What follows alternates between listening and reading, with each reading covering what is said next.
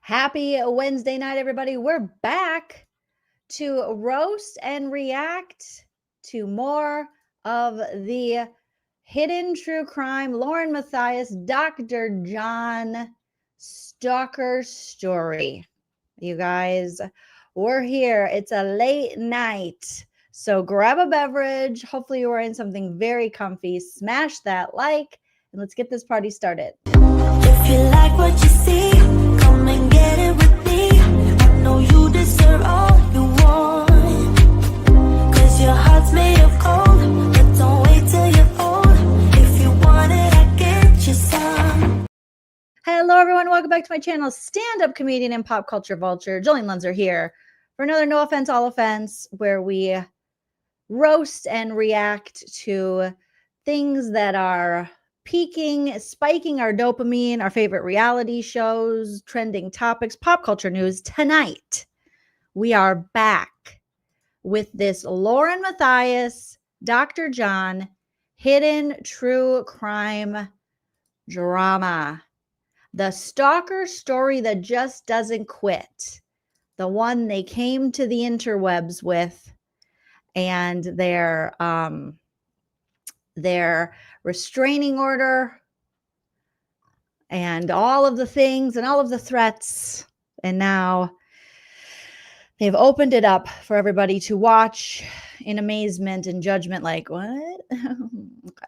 Remember, everything you see tonight is alleged and for entertainment purposes only. However, everything I say is true except for the parts that are false. Allegedly. And you are welcome to sound off in the live chat or the comment section, even if you have a different opinion than me, because these are just my opinions. And we can just respectfully agree to disagree. That's my opinion! Just very calmly, like Tamra Judge. Okay, but tonight we're going to be going over, we've gotten to part 6 of the hidden true crime stalker story. And we are now on the video. We started last, Dr. John already wants to start talking. Hold your boner, sir. Okay, let the lady finish speaking. We are now on their reply. So we went over the 9-hour Lauren Matthias video with her assistant producer, cult member, roommate, whatever they are, Grayson. And then that didn't get a great response. So she brought in the big guns. She brought in Big Johnny. She was like, "Who's Johnny?" she says. And so now we have been listening to her husband, Dr. John, who's like a criminologist or something. I don't know. I can never remember what his title is, you guys. Maybe it's I just don't want to remember. But he has a PhD, and she's always bragging about it. So he's here to read passages from somewhat short books to us. This is the couple in question. That is Dr. John and his much younger wife, Lauren Matthias. Okay, and we are just going to be, it's comedy. We're just finding the funny in all of this. So It's inappropriate. some might find it inappropriate. We find it just appropriate enough. So smash that like, hit that subscribe. We're on our way to 50K. And if you want to support the channel further, you can join my membership here on YouTube or Patreon. Links are in the description. You can send a super chat while we're live. It's a great way for me to see your comment. You can send a super thanks after the video posts. Thank you to those of you who've been doing that. Or you can hit me up on the Venmo, PayPal, Cash App. Shout out to Gigi for the Cash App today. Thank you so much. You don't have to do any of that, but if you want to, it's there for you. Thank you, Chickenhead, for the first super chat of the live. So to be honest, I kept away from it all because it was 9 hours. So thank you for doing this. You're so welcome. There's also a link in the description if you want to go watch this video without my interruptions. If you want to watch Lauren and John Matthias uninterrupted by this weird lady in a teddy bear sweater. And thank you, Chickenhead, for the other super chat. Love the top, the bears. Yes, this is something I got years ago at Target. And I got 2 of them, and I got one for my mom too. Like they're so comfy. They're just little fleece little just throw on, and yet they're cute, you know. Thank you, Kelly Francis, for the super chat saying thanks so much for all these videos. You're spoiling us and I love it. Oh, I love you guys. I appreciate you guys coming in and seeing all of your comments after the video posts. It just warmed my heart, us having this open conversation about these two interesting individuals. So let's dive back in. I think we were an hour and 22 minutes into the almost 4-hour stream. So let's see how much we can get through tonight, roasting and reacting to this all. Let's have some fun, you guys. Get your comfy pants on, grab your beverage, sound off in the live chat and the comment section. If you are watching on the replay, hello replay crew, don't forget to put your disco ball emoji so I know you're on the replay crew and I can give you a hello. Hello. Oh, your doggy woggies. Michigan, is it snowing? This Minnesota girl occasionally misses snow. Occasionally. I got one dog here. I think only one. The other two are downstairs and the producer cats are downstairs too. So only Teddy Bear. Teddy's up here with me. So working late nights. All right. Lauren already looks really happy, you guys. Look at Lauren's face. Oh my God. Let's get back into Dr. John. Just rewind it like 10 seconds. And his Easter button up. Let's go. The judge continued it and lessened the. Stalker did that. So at the end of, let me just one more thing. I'm so sorry.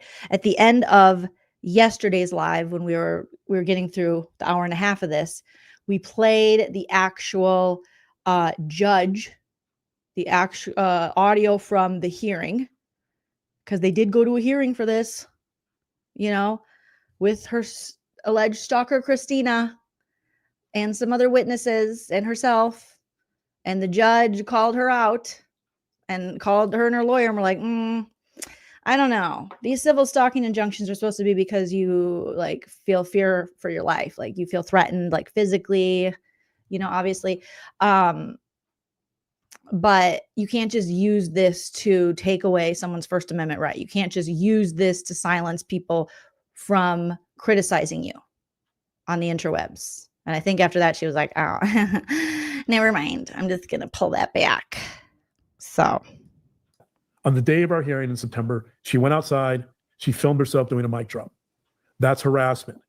What was supposed to, it was. So they're talking about Christina doing the mic drop. I would have mic dropped too if I was Christina. If you take me to court for frivolous BS, like I said yesterday, and you are going on your 300,000, I mean, at this point, she hadn't done that. But if you are being so ridiculous and you are dragging me to court and the judge puts you in your place at the end and sets up another court date and it looks pretty good for me, I'm a mic drop. I'm going to mic drop all day, every day. On your bootay. It's supposed to be our evidentiary hearing, and the judge changed it to a later date. And the judge continued it. And left. Because she wanted this to be all, she wanted a closed courtroom. She wanted this to be on the low. And then Law and Crime was like, wait a minute, just a second. We want to be at this next court date. And then also what the judge said. And then she's like, because she knows that these aren't stupid people. That's the thing. That's the thing that makes it the most frustrating. These aren't stupid people. They might do stupid stuff. They might be dumb criminals, allegedly, but they're smart and they know that anyone seeing this case, if this was broadcast, because just hearing the audio, we're like, oh my God. So if this was actually on Law and Crime, people would be like, ugh, wow. But what they were dumb about is they thought, well, we'll take it to our channel and we can convince our subscribers who trust us now, who we've built this audience that trusts us, and we can feed them this BS and they'll take it. And it seems a lot of them took it for a while, but then once she released it to the rest of the world, other people found it.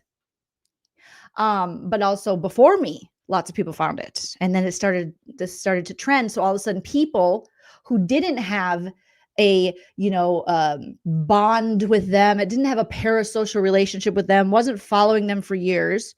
People who were going to be harder to manipulate using their emotions and all these like threats and harassments, found it. And we were able to look at it with a critical eye going, this is some bullshit. I can't believe this. This is some bullshit. So that's where they weren't really using their brain.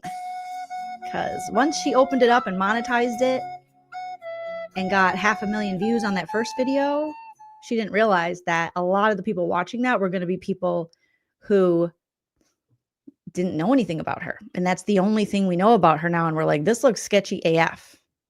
So thank you, Jackie, for becoming a member. Welcome, welcome, welcome, welcome. Now, some of you were onto it right away. Some of you who followed her, you're like, like Colleen says, the 9-hour thing. And I knew instantly, okay, this is unhinged. It's like she wanted to become one of the crime victims, as weird as that sounds, but that's what it is. Strange. Very large egos between these two people. Very large. And the stalking injunction, and she went out and did a mic drop. Against Utah code, by the way. Utah code specifies. Not Utah, against Utah code, by the way. Okay. Utah code. Because, the judge was like, common sense. Can we just have some common sense? So if you're out in the world and your stalker's somewhere and you arrive, just leave. Because wouldn't you leave? Because aren't you supposed to be scared? Because her lawyer was like, what if the stalker gets at the restaurant first and Lauren arrives? He's like, well, wouldn't she leave? Because she's afraid for her life, like she's saying. And they're like, oh yeah.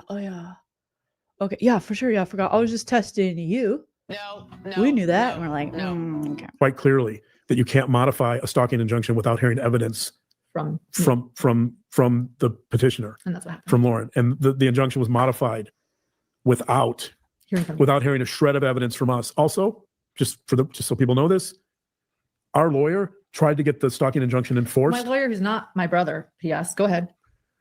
Our lawyer, How many brothers does this chick have? Aston, not her brother, our lawyer. It's inappropriate. Yeah, right. We have Okay, again, with the 4 lawyer flex. Why? People are starving. Why do you need 4 lawyers? That makes it so much worse, Lauren. That's not like a cool flex. What a waste. How dumb. other lawyers too. For a case that shouldn't exist. None None of of our, them are my brother. yeah. So whatever, let the rumor mill. So apparently her lawyer is her brother. And Janice's brother, who's a doctor, who's also a part-time lawyer, who she lived with and kissed on the lips. Allegedly. You guys, allegedly. Our lawyer tried to argue correctly that because there were multiple violations of a stalking injunction, which is a felony, that the stalking injunction should get automatically enforced. Guess what? And that is Utah code. That is if you violate it twice. Our lawyer These ghost edits are killing me, Grayson. Knock it off. made the point that hearing never should have even occurred. It shouldn't have even been an issue. It's black and white. Someone violated a stalking injunction. It gets. It was a TRO. And you say violate because she went on TikTok and sang Eminem songs without naming or putting your picture. That does not a stalking violation make, ma'am. It's enforced. It should have been enforced. End of story. Let's move on. These people, no one's ever said no to these people clearly. Because they're like, it should have been enforced. Like over the judge.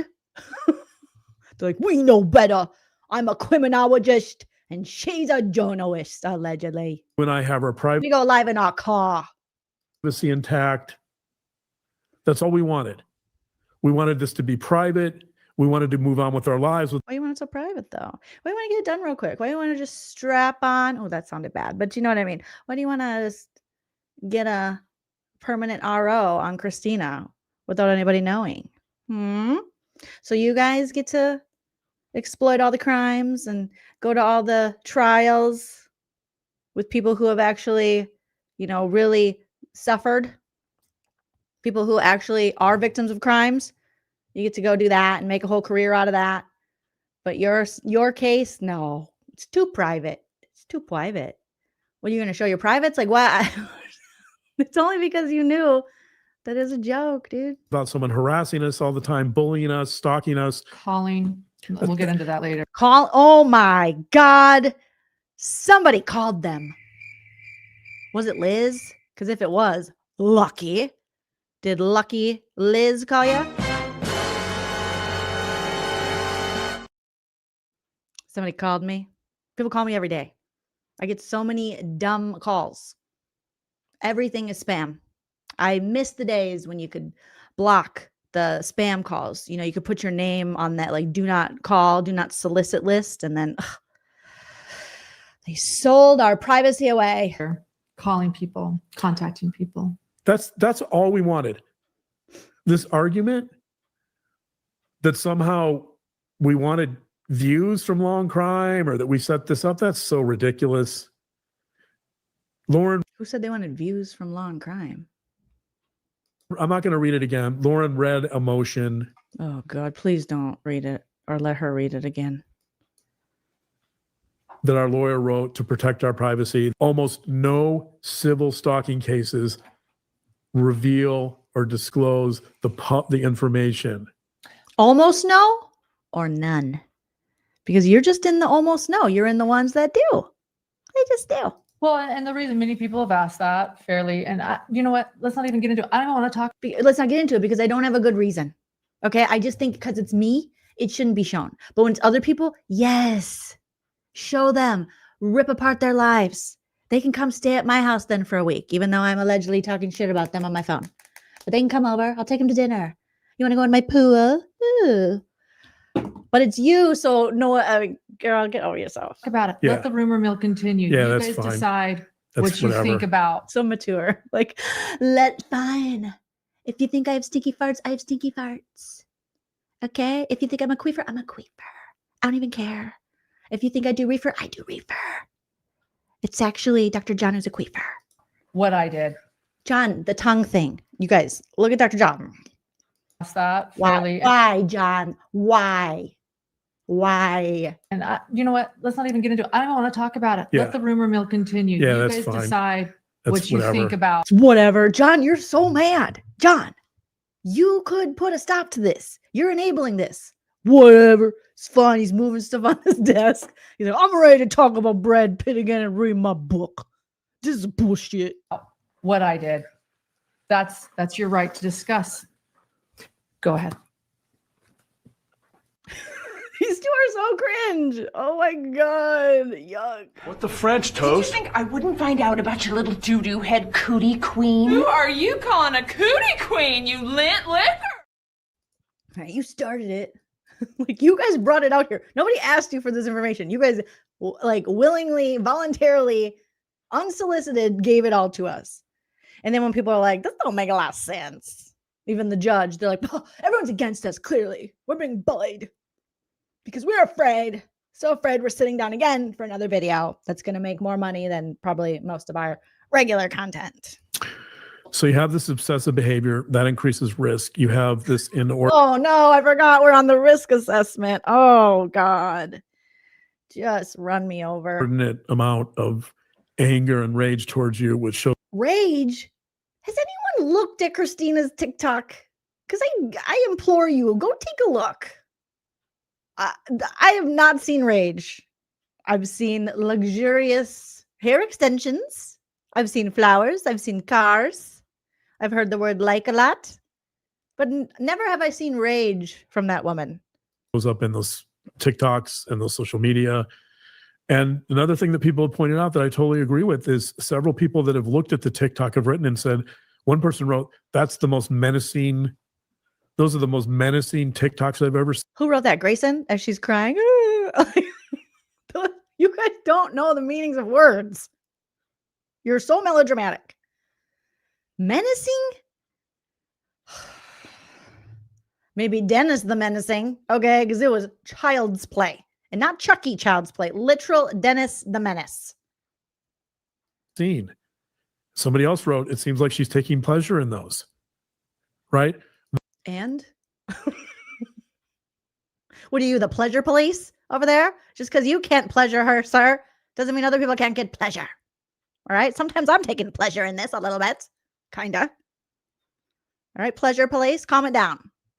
Why don't you guys go do it? Like, I don't know. Do anything. I was thinking about that today. I was like, and I know I shouldn't be thinking of this, but I was driving my dog to the groomer, dropped her off, driving back, and it went through my head. Okay, I have to do this live today, do this. I'm going to talk about Big Brother. I'm going to talk about Lauren and John. And I was like, I wonder if Lauren and John ever do it.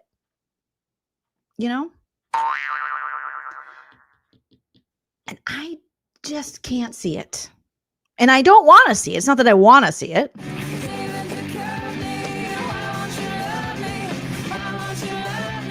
I just feel like just have relations with each other. Take each other, not on one of the leather or pleather furniture pieces, but to the bedroom. Just a classic, maybe even, on top of the comforter. Spice it up, and just have some fun, Just do anything but this.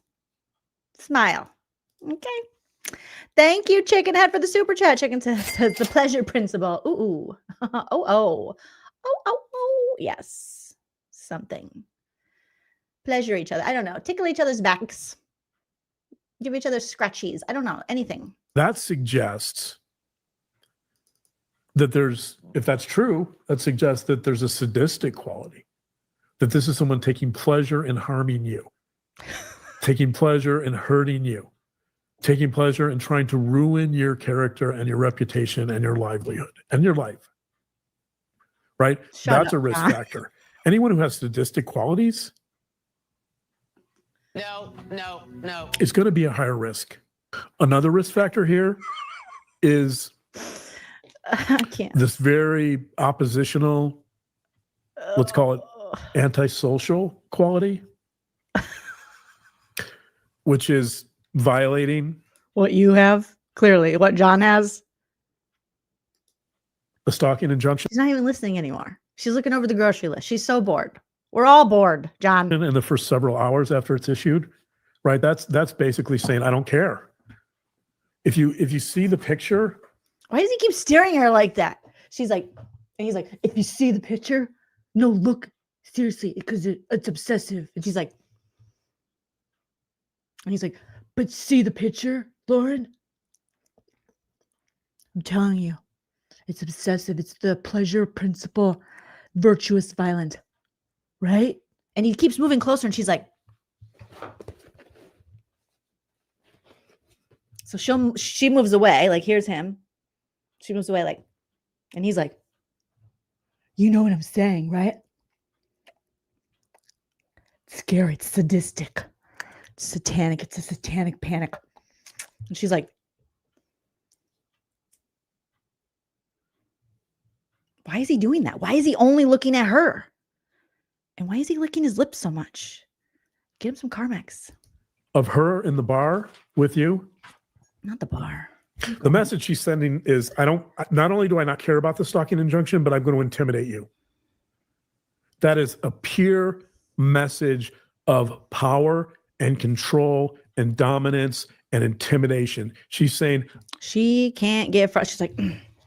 She's like, and he's like, she's saying intimidated by you. She loves you. She's obsessed with you. She wants to touch your boobs. Like, what, John? Calm down. This is why if anyone was wondering why John has high blood pressure, here's a reason. Why are you getting so excited about this, John? But I mean, I would be worried, John. I'm just going to tell you. I'm going to be honest with you, okay? No offense, all offense, but I would be worried if my wife was giving this much attention to another woman. Or if you were giving this much attention to another man or another woman or her with another man. Because she's giving this Christina a lot of attention in a very unhealthy way. John's like, I want the attention. I'm here. I don't care about this injunction. I am going to I'm here. I'm queer. And I drank all your beer. Get used to it. Oh, I wish that's what he would say. continue to intimidate and control you no matter what. Try and stop me. That's what you took away from the tiki-takis? I'm here to intimidate you. You better try to stop me. God, John. Oh my God. Calm your Brad Pitt, John. That's concerning. Not really. The mic drop moment I just mentioned. Recording the police officer. Recording the police officer. Calling. You can do that. She could make a video, which she did. All she did was sit in her car and ask the police officer. She was asking him, how she was breaking or something. I don't know. It was something related to this. It was so dumb. And after somebody that was called by police implicated her. And so he decided to call her too. And that she called him back to record it. Right. Recording the police officer, posting it online, and essentially. Now, like, you guys have posted everything online, including the FOIAs. of you calling the police on her at CrimeCon and going to her, and then you talking to the police with Grayson, you flirting with the police officer, in my opinion, being like, is it officer or detective? Is it? Oh my God, sorry, I don't know the difference. You just look really important. Oh my gosh. Not taking the police officer seriously. That's extremely oppositional. That's You're not taking the judge seriously. That's extremely oppositional. very antisocial. That's Very antisocial to not agree with the judge who's got valid points about your case and your claims and what you're actually trying to do with the civil stalking injunction. a very antisocial feature. Posting that Oh, there's a dog. They have a dog. I feel threatened in a message to her, and then Oh, look at they got like a poodle here, fluffers. posting that online. It's like a fluffers. And all of this, John's like, yes. The woman spoke for a minute. Now I'm done drinking. My turn. all of this, by the way, so we're talking about risk Yeah, let's factors. just talk. What the attitude? Like, what are we at their marriage counseling appointment? She's like, whatever. Just, there's a lot of resentment, I feel, built between these two. There's a wall. There's a wall of resentment. He's trying to break through it with his lizard tongue. And she's like, The dog, it's so big, the dog fits in between it. Talking risk factors, right? All of these are risk factors, but they all lead to one thing, and that is dehumanization. Yes, Sarah, they look miserable. What they're doing here is they're portraying you as evil, as the devil, even though Pinata Samurai doesn't mind. Let the dog talk. Also, who the cares what Pinata Samurai has to say? Who's that? One of your commenters? Who cares? What do we care? You care about that because it works for your narrative. What do we care about Pinata Samurai? And if you're the devil, by the way, thank you, Pinata Samurai, for You got one comment, one person they can quote. You have overdone the Pinata Samurai. acknowledging that apparently even the devil does really good work.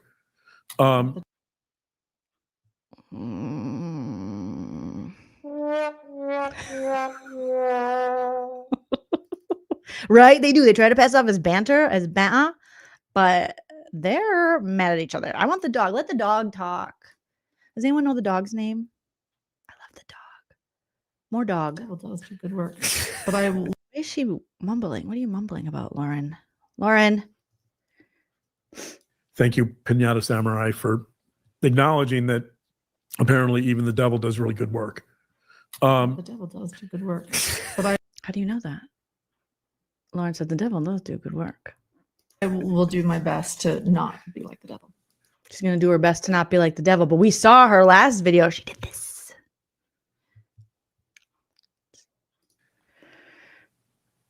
All of this leads to dehumanization. And you and I know every crime we've ever covered it involves some level of dehumanization. Absolutely. That is crime. Dehumanization. And all of this is about dehumanizing you. Even the people that are mocking you, the memes, it's all dehumanizing, right? But they don't care, right? That's comedy, dickhead. There's always a target in comedy. Any joke you've ever heard, whether it's the comedian, the observation, the other person they're talking about, the group of people they're talking about, the animal they're talking about, the place they're talking about.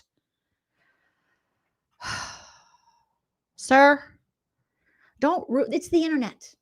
It's the internet. Literally, it's the internet. You can't cry, baby, over things you don't find funny. Comedy is subjective, BTW. And if they're not threatening you and it's a little mocking, you'll be fine. MoveOn.org. So, which is fine. Which is fine. These two, it's fine. Is it though? Because it doesn't look like you think it's fine. It's whatever, fine. It's not fine. It hurts their feelings and they want the police to get involved. All of you mocking them, they want to call the police on you and they want you to go to jail forever and ever and stay away from them. Restraining orders for the rest of your life on your permanent record. Because how dare you make a make a funny about these two very serious, important people? How dare you guys look so bad. You look so bad. I don't even want to finish. I'm going to, but I don't want to because you look so bad. That cringe part of me wants to come out and be like, stop, I can't watch this. It's so, and you think you're right. You think what you're doing is like the virtuous good thing, and it's not. It's silly pants behavior. I've been giving people some good content. A 9-hour live would do that. Yeah. You also gave yourself some good content, I guess. So, oh my God. So I think we've come to the end of this segment. Thank God. Okay. I've covered why I think this is a risk. I've covered why it shouldn't be dismissed and taken seriously. It's virtuous violence. It's a moral crusade, right? I've covered blah, blah, blah, blah. We got it. Some of the risk factors, but let's back up a little bit and talk about both the definition of stalking and the psychology of stalking, because I think those are going to help us go a little deeper here. Okay. But before I do, I just want to make the final point that the reason why human beings like to engage in moral crusades is because it really simplifies the world. It does. And it also... Yes, because we're all simple, smooth-brained fools. Only you, Dr. John, know the truth. We're just simplifying it. You smart man in a baby's shirt. So fosters conformity. So what the... Is he talking about? What did he say about David Foster? What is going on about Forrest Whitaker? What did that man just say? For those of you out there who know a little bit about philosophy, duh. If any of you read Nietzsche. Of God, do I read Nietzsche? I do. I read him so much I call him Nietzsche. On good and evil, you understand the importance of Nietzsche's idea that all morality is essentially an attempt to screw each other and foster God damn it. And maintain yes, social norms and social moral systems. Duh, we all know that. Everyone's like reciting it. John, shut up. Because the prevailing ruling classes do not want challenges or change. And by enforcing an existing system of morality, you're also making the world fit into a very narrow box, right? And so that's one of the problems. That's your problem, John. You just need to get into your wife's box. Stop it, you guys. That's so inappropriate. It's inappropriate. But I'm telling you, there is some marital tension here. Some genitalia relief might be, I don't just of a moral crusade. Not saying you got to be humpers, but like, I don't know.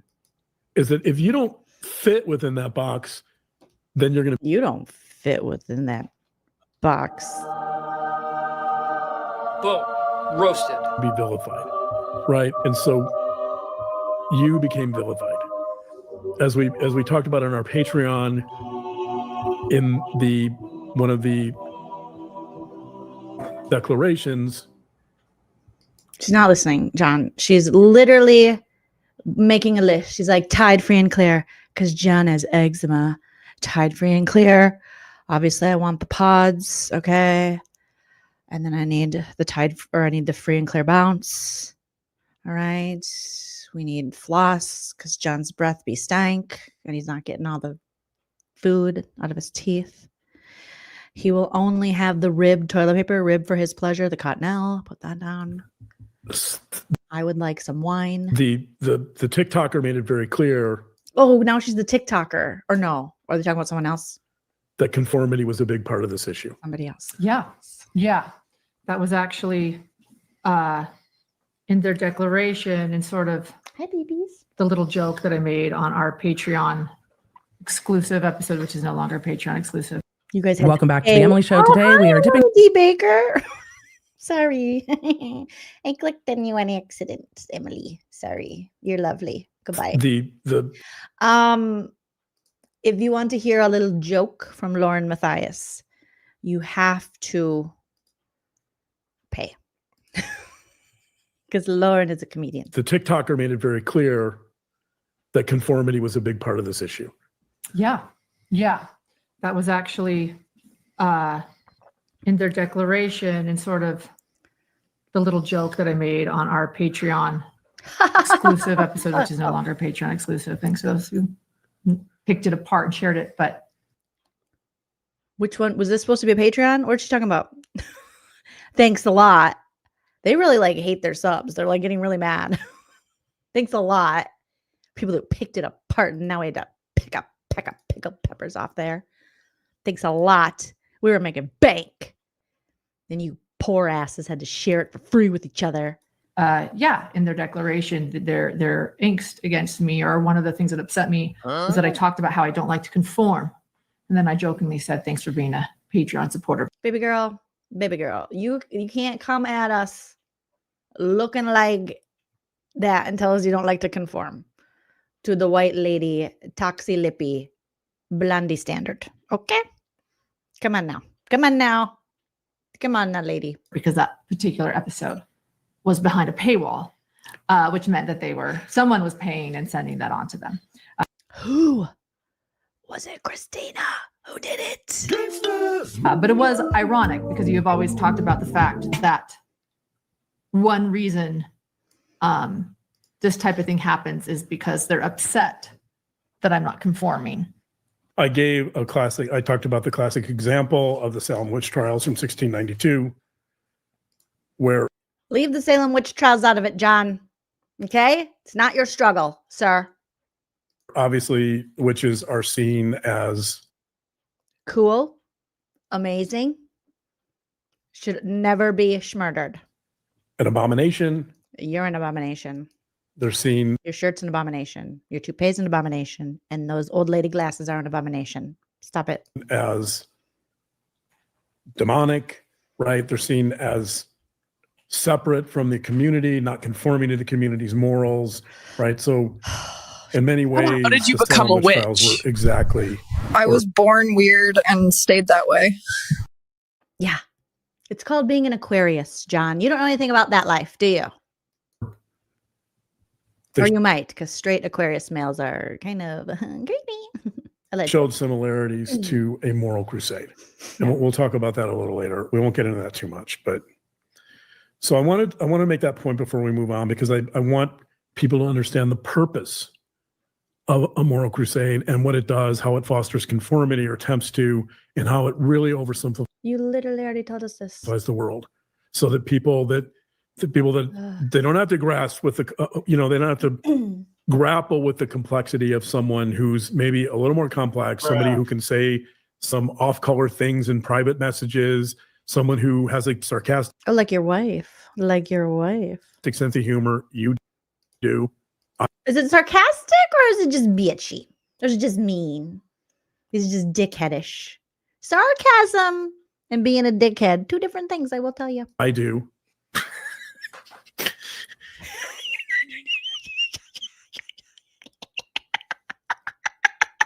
Off-color things in private messages, someone who has a sarcastic sense of humor. You do. I do.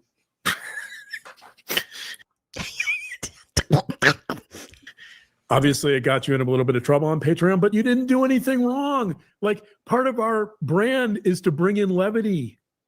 What happened on Patreon, you guys? What am I missing here? What am I missing here? I don't understand. What are they talking about?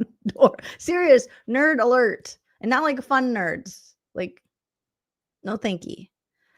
No thanky. No humor. It sucks. What happened on Patreon, you guys? If someone doesn't mind putting it in the live chat or the comments, because I'm like, what are they talking about?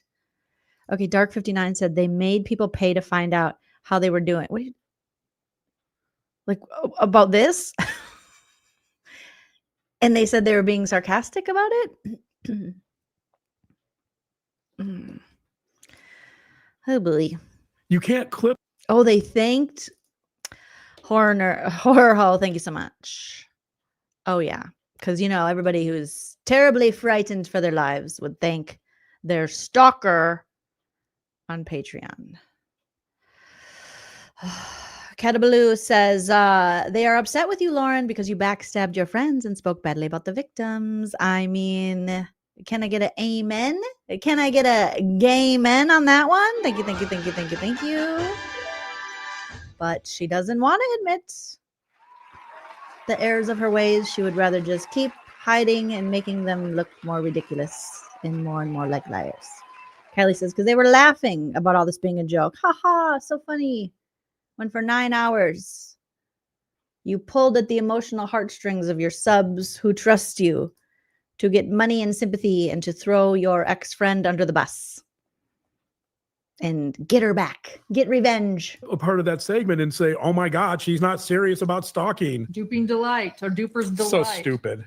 So stupid. If you don't laugh, you're stupid, John. John's mad at us. John's like, so stupid. You guys are so stupid. Me and my wife are not stupid. You're stupid. This is what I like hearing John tell us we're stupid. Because he's so stupid. You can't clip a part of that segment and say, oh my God, she's not serious about stalking. duping delight or duper's delight. So stupid. So stupid. So stupid. So stupid. I can't wait to go to Wendy's after this. So fucking stupid. If you don't laugh, you can get a chili. This then fries. I don't even care. So stupid. Cry sometimes. So yeah. Thank you. Everybody that deals with true crime and law enforcement. Lies about civil stalking injunctions because they're mad at their friends and people are about to spill the tea on them. Everybody in true crime tries to silence people with the law. Everyone in true crime infringes on people's First Amendment rights. Duh. Investigators, they know how difficult it is. They know the importance of humor. God, when I play this at regular speed, it's almost like they're in slow motion. Part of our brand is to be humorous. What? Wait a minute. Is that true? Because I wasn't subscribed to them before this. I don't. But neither of them strikes me as even a little funny. Not even a hint. Not even a dash. Not even a dollop of Daisy to be funny. No. Time to bring out the books. Yes, Del Girl. Gotta get the books. We are so hilarious. Speaking of which, chapter 5 on virtuous violence for vixen, virtuous vile vaginas says, you're scaring my wife. And that's a federal crime. So go fuck yourself. He's so boring. Yes, you do not bring the levity to the law, sir. Okay. Linda W says, no, it's really not part of their brand. All right, people are laughing now at you guys for saying that. Part of our brand is to call you stupid. You don't agree with us, you're stupid. No, you're stupid. You have this many books you can read from. Okay, I could do that too, John. I could take one of these, okay?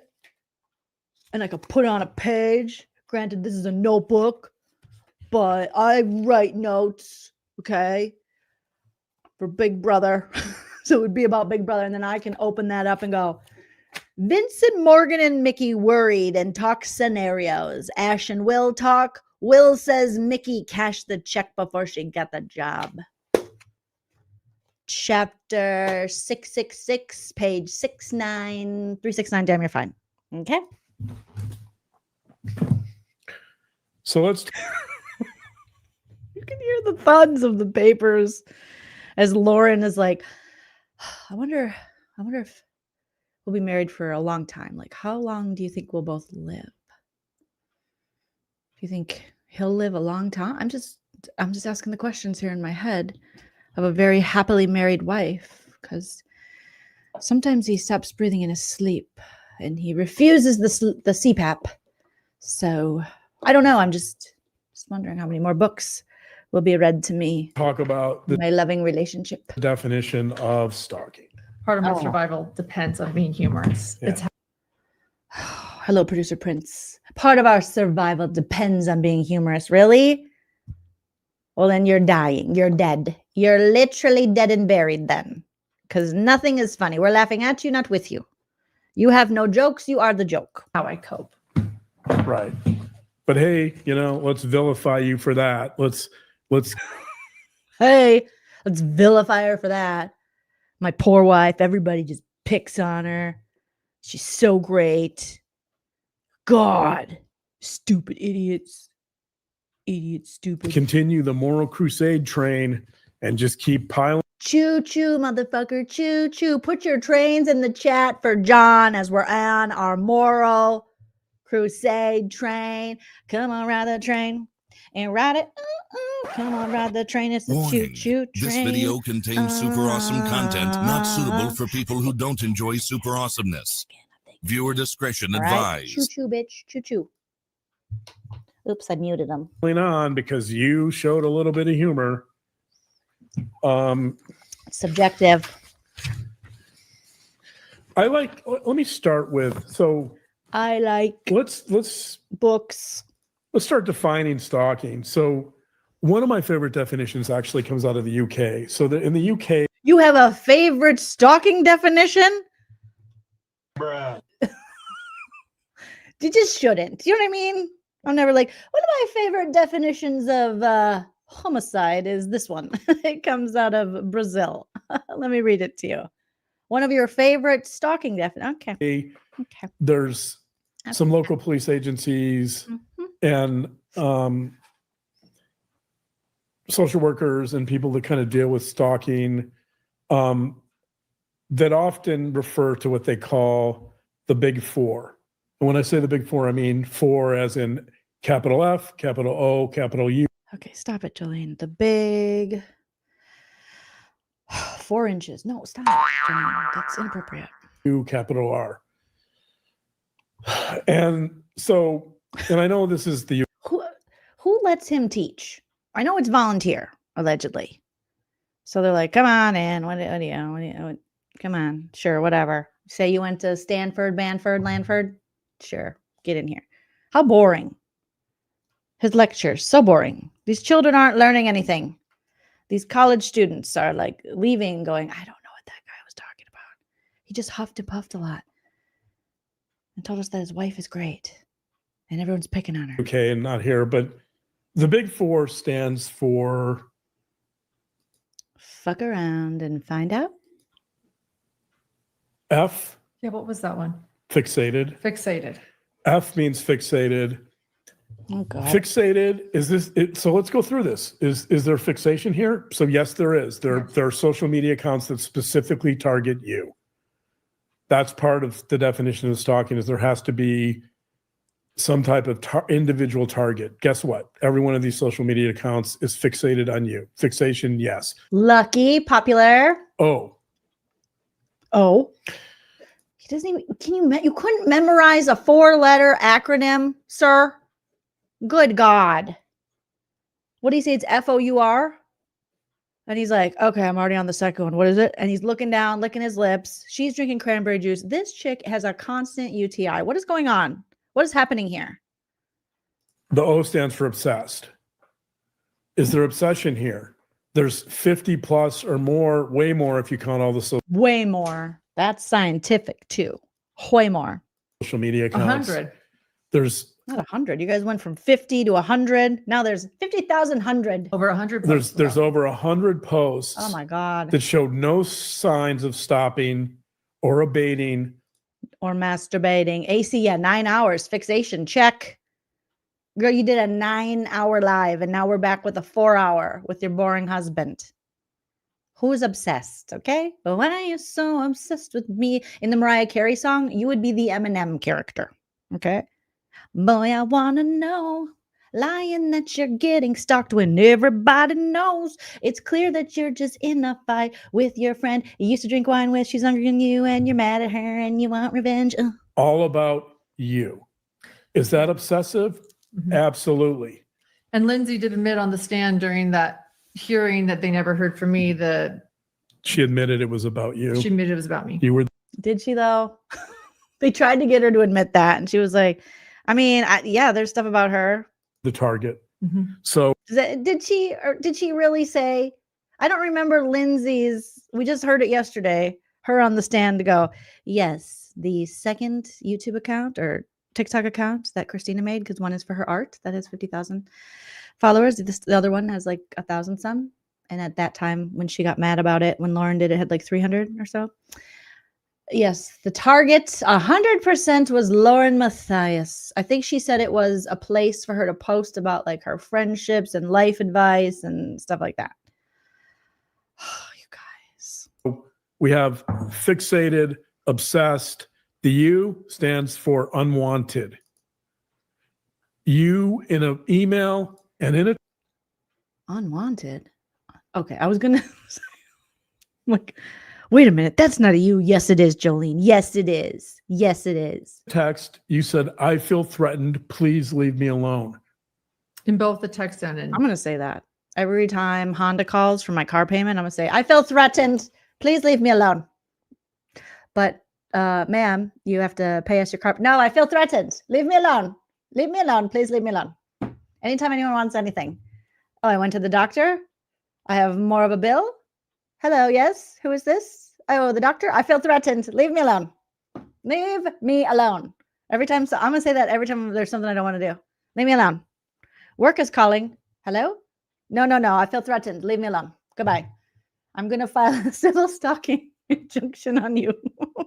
That's not how life works. Just because you say you feel threatened on something doesn't mean, in fact, you are being threatened and that they have to stop. You don't control people. Who told you that you control what people do and say? That's absurd. Email. Did that stop it? No. Nope. I'm going to do that. I've been trying to get off these damn lists. You know, when you get emails and you end up on the list and you unsubscribe, that's a lie. It's all a lie. You can't unsubscribe because I've been trying to unsubscribe from the Washington Post for like 6 years. I can't even click their links because I don't pay them. So they're like telling me, you know, the Washington Post, Justice Department, blah, blah, blah. And I'm like, all right, I guess I'll click it. They're like, haha, bitch, pay me. And I'm like, why are you emailing me? Unsubscribe. And they're like, not today. Not today, Nick. Not today, ankles. LinkedIn sends me stuff. I'm like, I don't even do LinkedIn. I have like an old profile. Southwest Airlines, leave me alone. Let me know when your seats are normal. I don't have to stand in A, B, or C. Just give me a seat number and let me move on with some dignity. Actually, it escalated from there.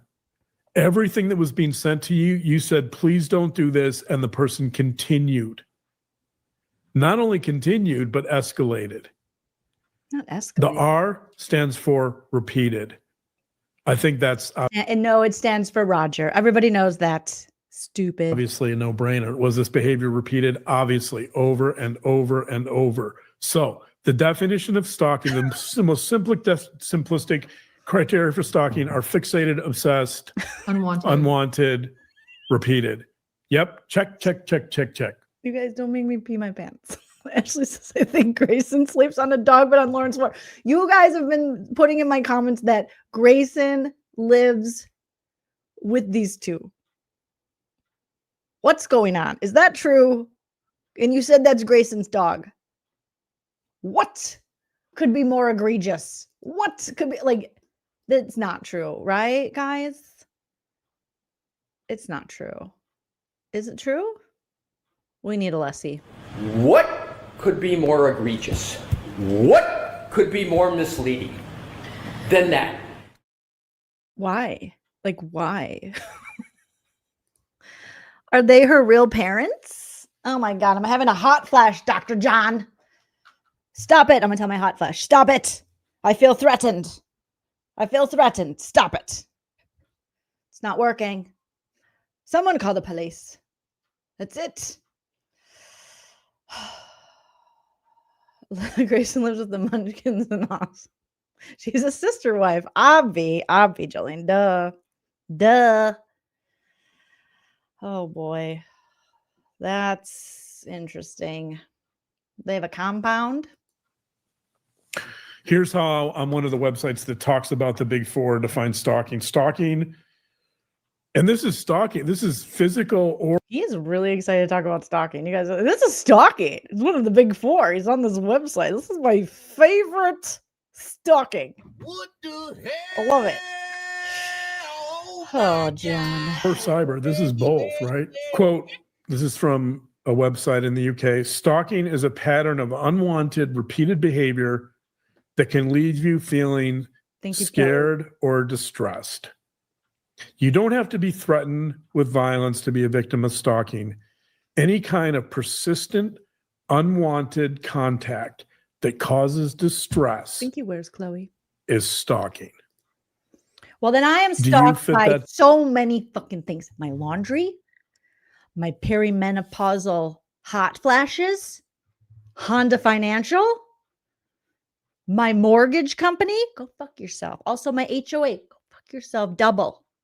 All right? You don't do shit. And you want me monies, honeys. You send me stupid emails that I don't want. And agendas to meetings I'll never attend. I feel threatened. Stop it. Definition. Yes. John, stop being such a dork. Yes. Yes. All of this applies to you. Yes. Yes. Let's talk about, again, this is from the same I hate it. UK I can't get ahead. website.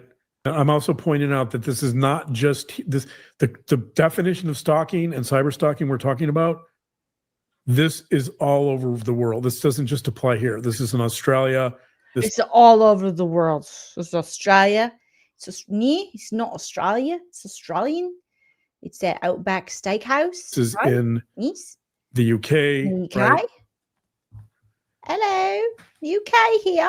To identify stalking, they talk about this, what they call the SLII, double I Oh, Jesus Christ. SLII. strategy. Sly. To identify stalking, professionals often use the SLII strategy. What's the SLDD. Am I right? Okay, stop it. first S? Surveillance. Stalkers often engage in surveillance, closely watching and tracking their victims' movements, routines, and social interactions. This includes monitoring their social media. The goal is to gather personal information and maintain a sense of control over the victim. And let's talk about recording when at trials or crime con. Interestingly enough, one of the people who wrote a declaration Of independence? for the stalker, Janice, yeah. admitted Shout out to Janice and her ballet flats. filming us multiple times and then even showed in evidence her filming both my producer Grayson and myself, even at CrimeCon after the stalking injunction was. Okay, but you didn't have a stalking injunction against Janice, correct? And can you in any way prove that her filming you was a third-party request from Christina, who was under your TRO?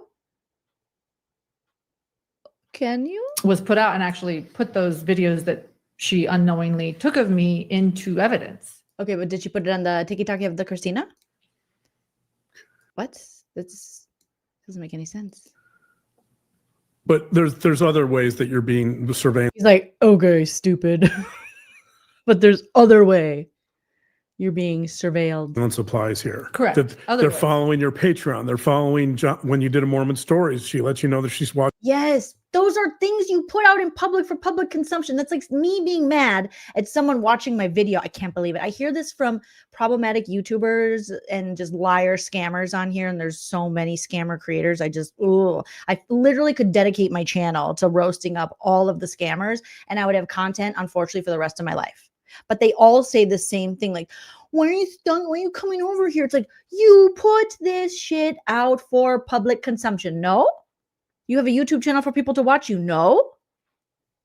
Like, it's not like people are digging in your trash to find your videos.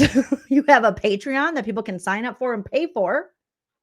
And you also have a YouTube channel where you put things out and on, other social medias, I'm sure, like Instagram, and maybe you have your own tiki-taki. Why are people surprised? Not everyone who watches your shit is going to like you. Some people like to watch stuff from people they don't like. Sometimes there's things that I watch on YouTube where I'm not like, I sure love that creator. No, I either like the topic or I like the drama surrounding it or something piques my interest, but doesn't mean I necessarily enjoy that creator. Like, what don't they understand about that? Watching that.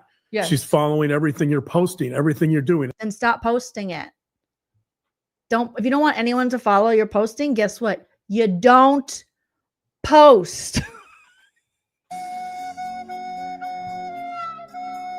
I don't understand. I'm putting things out on the internet. And people are not only watching the things I'm putting out onto the internet, but they're also reacting to things I'm putting on the internet. What's the matter with you people? You're sad that people are mean? Well, I'm sorry. The world isn't one big liberal arts college campus. We eat too much. We take our spoiled lives for granted. Feel a little bad about it sometimes. No. You want to put all your shit up on the internet and have every single person say, hooray for you. F you. You're all pricks. You're all pricks, John. John, you're a prick. Every social media post, she's recording you without your consent. What are you talking about, John? People don't have to come up and like ask you. We see that in Karen videos all the time. They're like, you don't have my permission to record me. And the people are like, I don't need your permission, lady. You're being racist in a Domino's, so I'm gonna film you. And they're like, you don't have my permission. You just kicked a child, ma'am. I'm gonna record you. That's unconstitutional. No, it's not. It in fact is not. And the Domino's is recording you as well, just so you know. It's always some freaking Karen or Kevin. They're like, you don't have my permission. Well, genius, we don't need your permission. It's not like they went on your property in your house and started secretly filming you. She's clearly, and she's doing this to gather personal information to harm you. How do you know? Where is your proof? These are such hefty claims. And she's doing this to gather information to harm you. What does that even mean? What do you mean by harm? What information is she gathering? How could the information she would gather through a video of her being out in public at events be used to harm? I don't understand what you're saying. She even admits, I'm looking for their LinkedIn because I want to see who they're linked to. Isn't it strange they don't have it? I'm going to call UNLV. I did call UNLV. We know other people that they have contacted. Thank you to those who have reached out. So surveillance. Number 2, life invasion. The tactic involves invading the victim's personal life or space. It can be as subtle as sending frequent, unsolicited messages, including on social media. Are we seeing? Has honestly anyone ever sent anything to their home? I haven't heard anything like that. Anyone confronted them when they were out in the world? We heard that they've had now one, what they say, official death threat. But then they took it back seconds later. We're like, no, we had more. Even though they both were like, we got our first one. But has anyone ever doxed you? Has any of that happened? Because I know that you guys are sitting high with your 300,000, but those are things that have actually happened to me.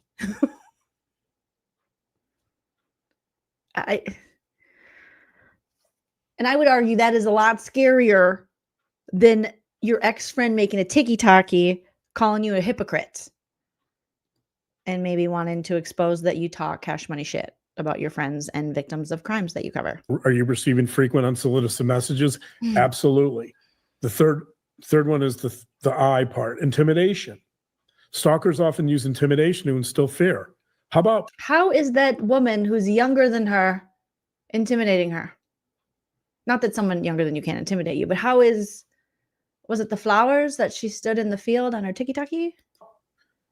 Showing up at CrimeCon when the stalking injunction said she couldn't, and then showing up in the bar 10 feet from you, taunting the police who had issued this injunction within hours, showing up at the bar, basically saying to you, I don't care, I'm in control.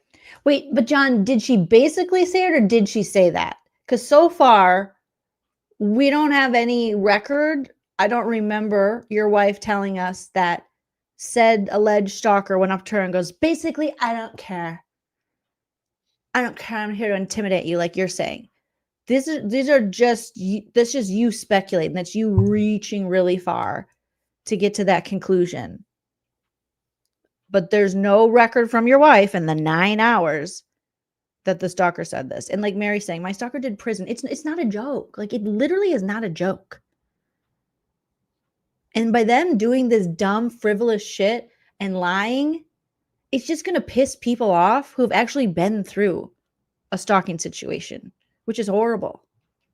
And it takes up a lot of your time, a lot of your energy, and you're truly afraid. Ay. I'm going to intimidate. I don't care about this injunction. And you don't laugh. You don't laugh. Even on the cyber harassment I've received in the past, where I've had to, reach out to lawyers and stuff. Like I've told you guys, YouTube is still kind of the wild, wild west when it comes to all this like cyber stuff and, harassment and stalking and how that actually works. In a lot of ways, there's not a ton of protection for creators, which is why you see, these very unfortunate situations where people literally will lose their life. This isn't one of these situations, obviously, but a lot of these lawyers would be like, just make it content, just put it out there. And I didn't want to, because I didn't want to feed it. I didn't want it to. I wanted it to stop. I didn't want to make it content. I didn't want to make money off of it. I didn't want to give my person a voice, my anything. Like this person that just, no, gross, leave me alone. Ew, you freak me out. Like you're scary. So when I see Christina, I'm like, that's not a scary stalker. Nor is she a stalker. Own you, right? It's intimidation. The nature of intimidation is threatening messages, aggressive behavior, or implying harm. They can't even prove that she took any work away from them. I don't think there is probably a creator on YouTube that has sponsorships and stuff that doesn't have a story about, I shouldn't say there isn't a creator, but there's probably a large majority of creators or influencers or whatever you want to call it, who have like sponsorships and do business with people, who haven't had people go after that. Whether it be people who don't like them, people who don't agree with something they say. Because I know it's happened to me, and I know it's happened to quite a few people that I know who are like content creators. And Lauren can't even prove they took any money out of her pocket. And a lot of us could prove that. But again, that's just like a whole other battle where you're just like, I just want to move on. Like, I just want this to stop. I don't want to make this a huge thing.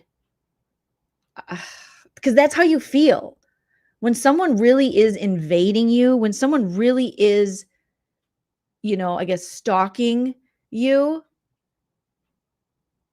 you do feel fear, and you don't want to glorify it, and you don't want to make fun of it, and you don't want to do those things, and occasionally, yeah, you might need to make a joke about it. For sure. I'm a comedian. I had to make a couple of jokes here, but you don't want to, just turn it into content. And it's just so ridiculous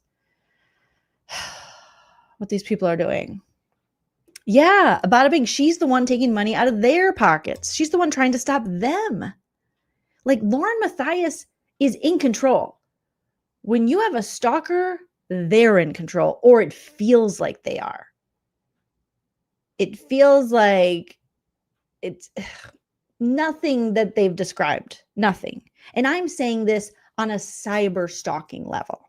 I'm saying this on a level that isn't like someone like Mary's level. And I understand there's levels to the shit. And I understand not to go online and make these videos that are ridiculous and compare it to people who are legitimately afraid for their lives. Like, come on. How can you be this unself-aware? Again, it's your ego. You're believing your own hype. And here we are with your bullshit, Lauren. And now you and your husband just can't admit you were wrong, and you're petty, and you want to get the best of Christina. You want to get revenge. You want her to pay, for outing you. It's just so stupid. It's so dumb. Implying harm. So it can be something as simple as implying harm. Is there implicit threats and implicit harm throughout this? Absolutely. Yes. How about ruining your kingdom, burning your kingdom to the ground? Is that harm? Yeah. It also can include reputational harm. Like Bada Bing is saying, stalkers are very intimidating, and you wouldn't approach them. You definitely wouldn't poke them. No. You almost want to make yourself so small that you hope they forget that you even exist. That they'll just like somehow move on. Like, This isn't how this isn't the normal response. This is a petty, bitchy, disingenuous, grifty response. This is a revenge response. The final one is interference. Oh God, here we go. The stalker is involved in deliberately interfering with the victim's life. Christina has not deliberately interfered with your life. You have shown us no proof that she has done that, other than say things you don't like and have information that you don't want out, but that you willingly sent to her and other people. Because you're a shit talker, Lauren. You talk shit. You gain people's trust and then you talk behind their backs. It's not a great quality. You know, I think most of us will admit we've been guilty of talking shit. I'm a shit talker. But you're the type of person that can't just admit to it and can't say it to their face. You're the type of person that it looks like might be talking shit about victims of horrific crimes to their families, ones who trusted you. And that's fucking gross. So I get why you don't want it to come out, but it's probably time it comes out so that you can like be on your fake road to redemption or whatever you people do when you get caught in shit. Examples include damaging someone's reputation or trying to sabotage their personal or professional relationships. No, because even when the guy with the podcast who got emailed, even he was like, well, this is pretty dumb. The TikToks don't even name you. They don't show you. And they have like 200 followers. So not a big deal. He zeroed out your case. Any claim you had, he disproved it right there. And he was like, I'm not worried about it. And you didn't miss any opportunities. The goal is to isolate the victim and make them feel powerless. Well, she's not isolated. She's got you, Grayson, Grayson's dog, all of her 314,000 subscribers who unfortunately are still under her spell. Or dependent. That happened. Thank you, Lindsay. Right, exactly. I like them big. You meet all those criteria. I got to get my hydration. I'm going to read. Let's talk specifically about. Shut up, man. Shut your mouth, sir. Catabaloo says your kingdom. They really think they have a kingdom. They think they're the king and the queen of true crime. And that's gross. They're the type of people that just from watching this, who brag about when they do good and who they help and say, we're such good people. Look what we've done. Rather than just doing things to be kind to people who have been through horrific experiences. They have to post about it. Look at us with the families. Oh my God. Oh, sorry, Prince, I didn't mean to scare you. They were just through this horrific crime, but now they're at our pool. We took them to brunch. Have you ever had French toast after a tragic event? It helps you. We're nice people like that, right? Smile for the camera so I can post on my social media for likes. Gross. That's just gross. Ah, damn it. I just reminded back. Dang it. Where were you, John? The academic criteria that I'm reading and the legal criteria. Okay, I think that I guess there was some good. Too far. That would not be up to us to do. Could you explain? Well, physical, multiple. Did we already go through this one? Right. The reason you couldn't defend yourself is because our brand is not to engage in these types of petty, particularly about cyber stalking now. Okay, I think it was like maybe right before this. Showing up at CrimeCon. Okay. When the stalking injunction said she couldn't, and then showing up in the bar 10 feet from you. Did we already listen to taunting people, taunting the police who had issued this injunction within hours, showing up at the bar, basically saying to you, I don't care. I'm in control. I'm going to intimidate. I don't care about this injunction. I own you, right? It's intimidation. It's intimidation because I said it like this. It is what a man is speaking. John is very much a man is speaking, but unfortunately for John, a man is not speaking. If you know what I mean. It's inappropriate. The nature of intimidation is threatening messages, aggressive behavior, I think we heard or implying harm. Did we hear this? implying harm. So it can be something as simple as implying harm. Is there implicit threats and implicit harm throughout this? Absolutely. Yes. How about ruining your kingdom, burning your kingdom to the ground? Is that harm? No. Yeah. It also can include reputational harm. No. We did that ourselves. The final one is interference.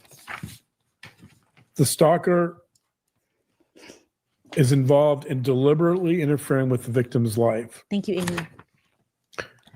Examples include damaging someone's reputation or trying to sabotage their personal or professional. Why does she keep looking at the freaking directly in the camera like that? Like, my reputation. Professional relationships. The goal is to isolate the victim and make them feel powerless Right, Red. or dependent. That happened. That Right, happened. exactly. You meet all those criteria. Says the completely unbiased risk assessment husband of the woman going through the alleged stalking and crime. Again, John, you're too close to the case. You're too close. You're literally sometimes, occasionally, once a year, maybe on a birthday, inside the case. For 2, possibly 3 seconds or up to 2.5 minutes. I'm going to read. Oh, I'm God. going to read. Let's talk specifically about cyber stalking now. Awesome. Can't wait. Yes. This is from the textbook. This is my favorite textbook on criminal psychology. Woo, tell us more, man. Tell us more. Mansplaining. By the way, Criminal Behavior, a Psychological Prose, 12th edition. It's by Kurt Bartol and Kurt Vonnegut. Love it, bro. Ann Bartol. Page 521. You guys, if you were reading along, page 521. In case you guys are reading along, turn your textbooks to page 521. Kurt Vonnegut. Their definition of cyber stalking Kurt Loader. Kurt Cameron. That's a Kirk. Kurt Cobain. is using the internet or other forms of electronic communication to threaten or engage in unwanted advances towards another. Okay. Pretty simple, right? Mhm. Yep. Were you threatened? Yes. Yep. I feel threatened. Was it unwanted Yeah, I feel like this is unwanted. I don't want this. advances? Absolutely. Get organized, John. God. How does he teach? Let's talk about cyberbullying. Yes. Awesome. This is how they define cyberbullying. Get Quote, your highlighters. cyberbullying is defined as sending or posting harmful or cruel text or images using the internet or other digital communication devices. Okay. Was saying that you engaged in non-consensual, that you desired Don't do it. Don't to do it. engage in non-consensual relations with your brother to Oh, God. It's I inappropriate. thought we were over the brother's sperm. Just when you think the brother's sperm is over, it's just beginning. I'm so sorry. I'm so sorry. Before I get too many followers, I just want you to know you're not gonna like it here.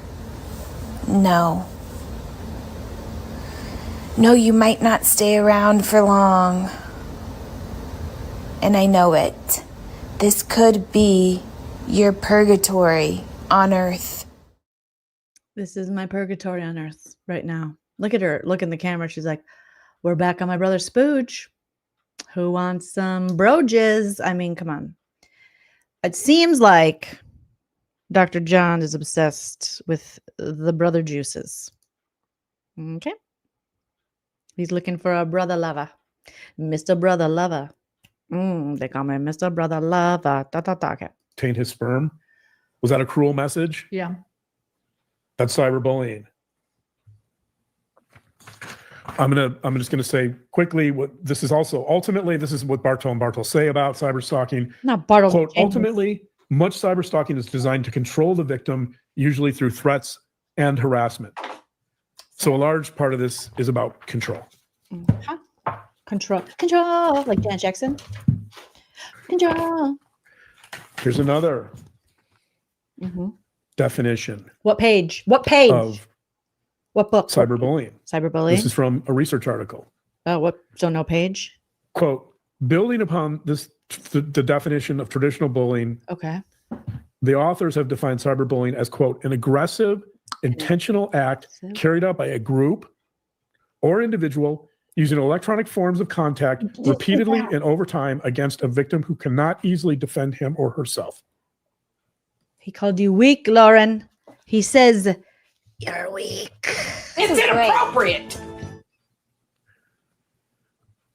Some might argue that you could defend yourself, except you can't, really. You couldn't. You can't unless, you're carrying your yoga mat and you can go into downward dog and then whip your leg around to the awkward tree standing pose and then kick it up into a cat feeding stance and get her right in the placenta. And that's not, right in the vulva. Could kick her in the vulva. What? Stop it.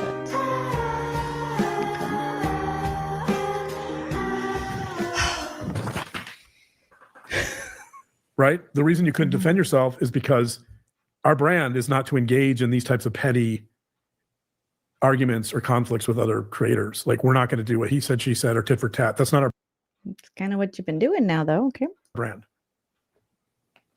We couldn't defend ourselves without looking like absolute fools. I mean, that's kind of what's happening right now.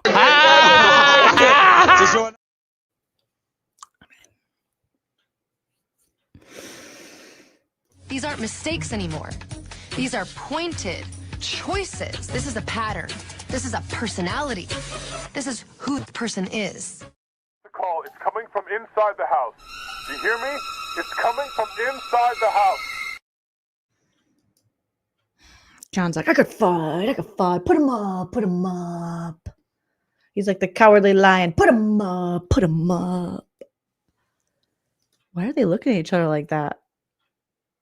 Get a room to yell at each other in, because I don't think anything else is going to happen. Or to give each other the silent treatment while she obsessively obsesses over her stalker's tiki-taki and he listens to recordings of his own voice with his pants down. We couldn't defend ourselves because people have the perception that because we're a bigger channel, that somehow we would be bullying her. Well, I've seen lots of channels with subscriber counts like yours be idiot bullies. Love getting in the drama because it brings the shmoney and the numbers. So you're not the first. We didn't want to defend ourselves because we didn't want to go public with this. Then why did you? We didn't want to defend ourselves because we thought we could ignore it. Why didn't you?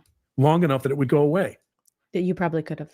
But after months and months and months of this time frame they have, which is after months and months and months, they can't even say a year. They just say months and months and months. Continuing multiple posts and escalating. Multiple. We realized to the point where law and crime was getting involved. Because you filed a civil stalking injunction that went to an evidentiary trial where it was so ridiculous that law and crime was like, wait a minute, just a second. Okay, this is, a true crime YouTuber has a civil stalking injunction against a former contractor and friend who's also in this community. Sign us up. This could be good. Okay, it's not like law and crime just went looking. You put all that out there, just like any other case you cover, it might be picked up and be filmed for public consumption. Yeah. We realized this got to the point where the risks were increasing and we weren't willing to deal with this. The risk of what? Looking stupid? Because you're doing that yourself, sir. Forever. And oh my God, with the UTI lady. Oh boy. She's like, I gotta flush down this azo. And that is why in the end, we decided to get a stalking injunction. Well, what I meant about law. Well, you would have had to get the civil stalking injunction first before law and crime. How would law and crime get involved if you didn't already have this TRO and going to court for the civil stalking injunction? Law and crime can't read your mind, John. John, you're not good at timelines, are you, sir? Crime is even after that. It still got bigger. It's, how did they find out about it? And like any other way? They're plugged into the community like you. Something like this gets filed. Maybe they're tracking it to see the next case they can cover. How do you find out, Lauren, about your cases that you cover? On crime got involved. Since you're a criminal investigator now. Which, can you just call yourself that? Do you have to go to school for that? Because I know she's a journalist. But what we heard yesterday is she is a criminal investigator. I'm like is she like a bounty hunter? Is she like, what? And then I decided to draw my, not her life. Let's talk about the definition, the legal definition of stalking in Nevada. So I think, is it fair to say that, I mean, I guess our haters are going to disagree, but I think any reasonable person would, the criteria I just read would only if he buttons the top button. Ashley said, John's more likely to be murdered by his collar strangling him. Only if he does that top button. Then it'll be very uncomfortable. agree, I would hope, or think that they would see that as stalking, or at least cyber stalking.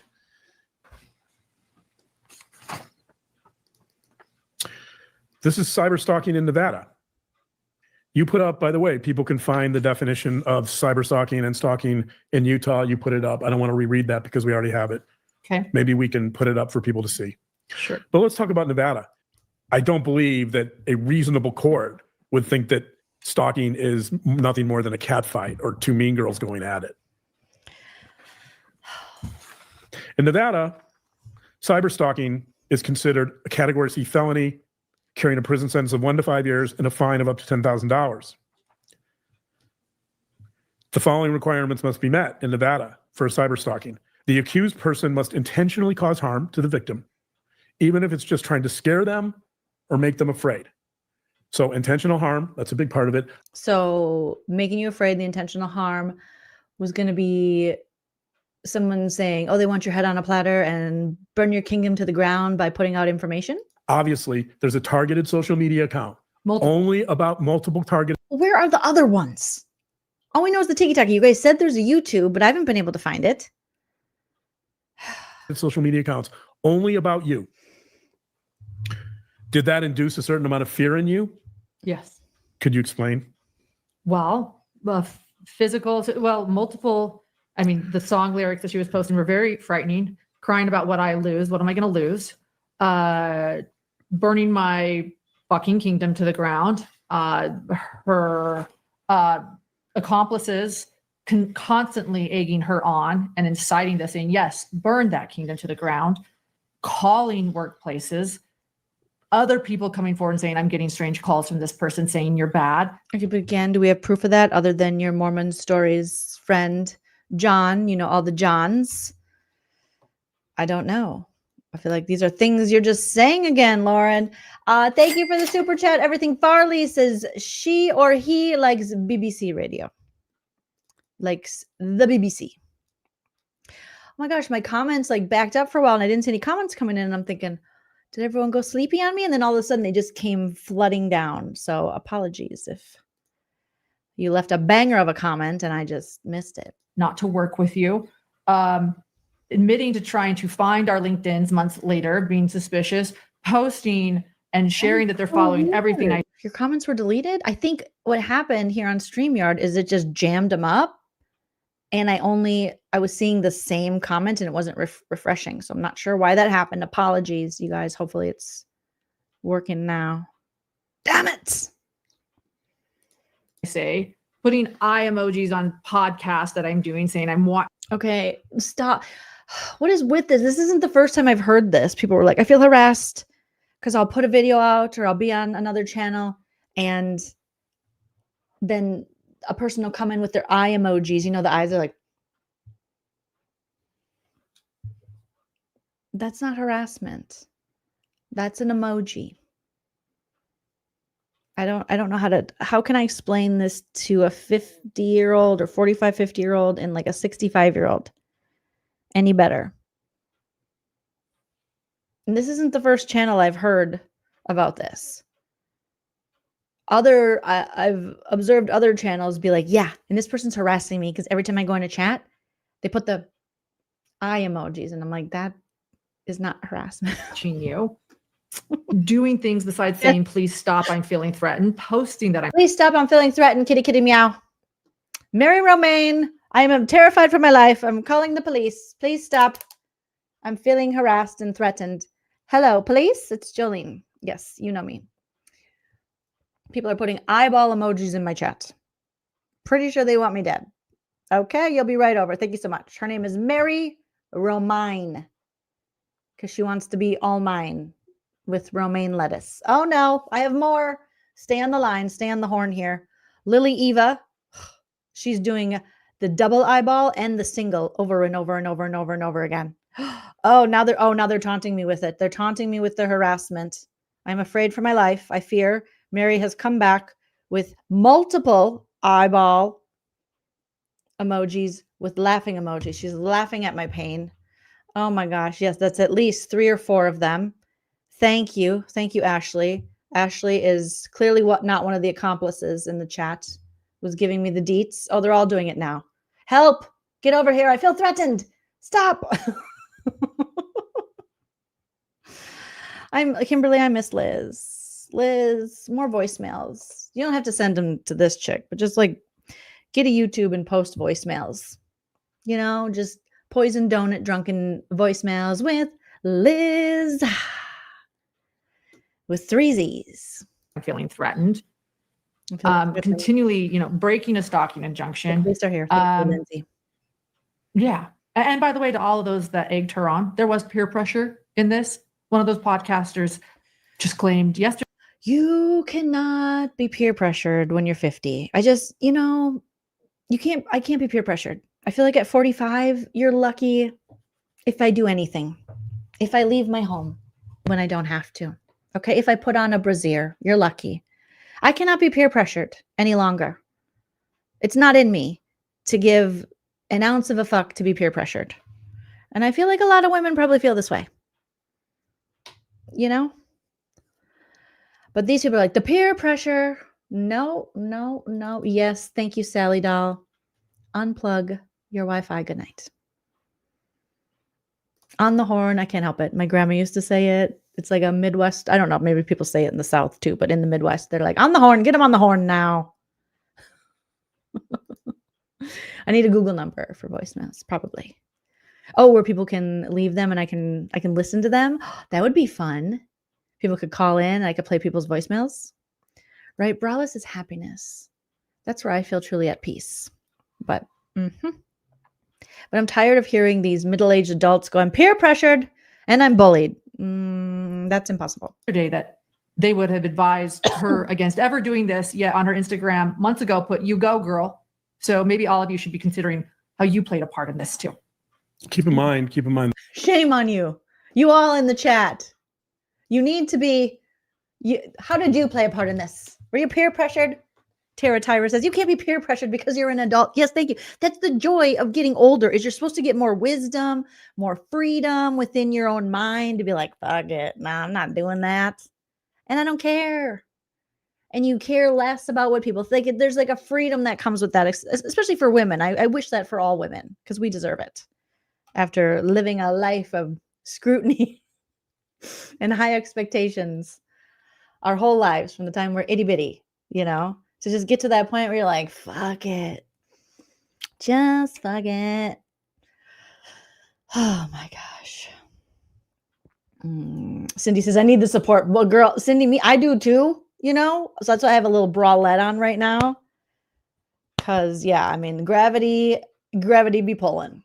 Gravity be gravitying. And I'm like, hold up. Her inner Tupac is leaking.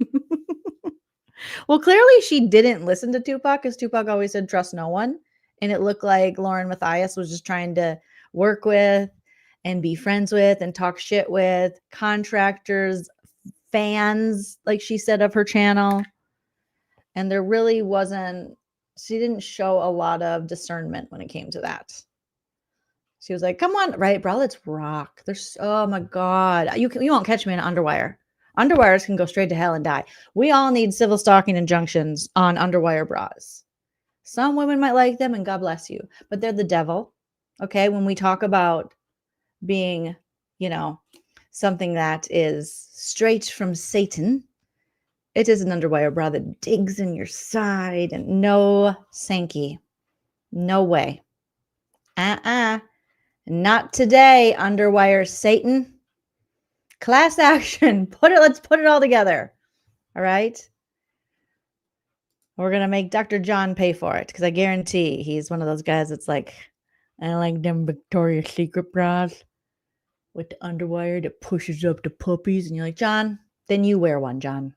That several of the definitions I just read about cyberstalking include groups. Let's continue. Criteria 2, Nevada for a category C felony for cyberstalking in Nevada. Category 2, the accused person must have used electronic devices such as a computer or phone to transmit information that puts the victim at Where did it put the rectum? He said it put the rectum. Well, they always tell on themselves. John is talking about where it puts the rectum. Tell us more, John. It's inappropriate. person must have used electronic devices such as a computer or phone to transmit information that puts the victim at risk of. It puts the rectum in the basket. Okay. Violence or harm. Oh boy. Yep. Stalking must happen online or through some other electronic means. Criteria 3. Criteria 4. The victim must feel fearful because of the accused person's actions. We just covered that. Okay, thanks, John. He's so aggressive. Why is he so angry? Why are you so angry? Well, eat a Snickers. Why are you so angry? He's hangry. We did that. Calm down. Aren't you supposed to be an academic? Jeez. You have 0 EQ? Like, what's going on?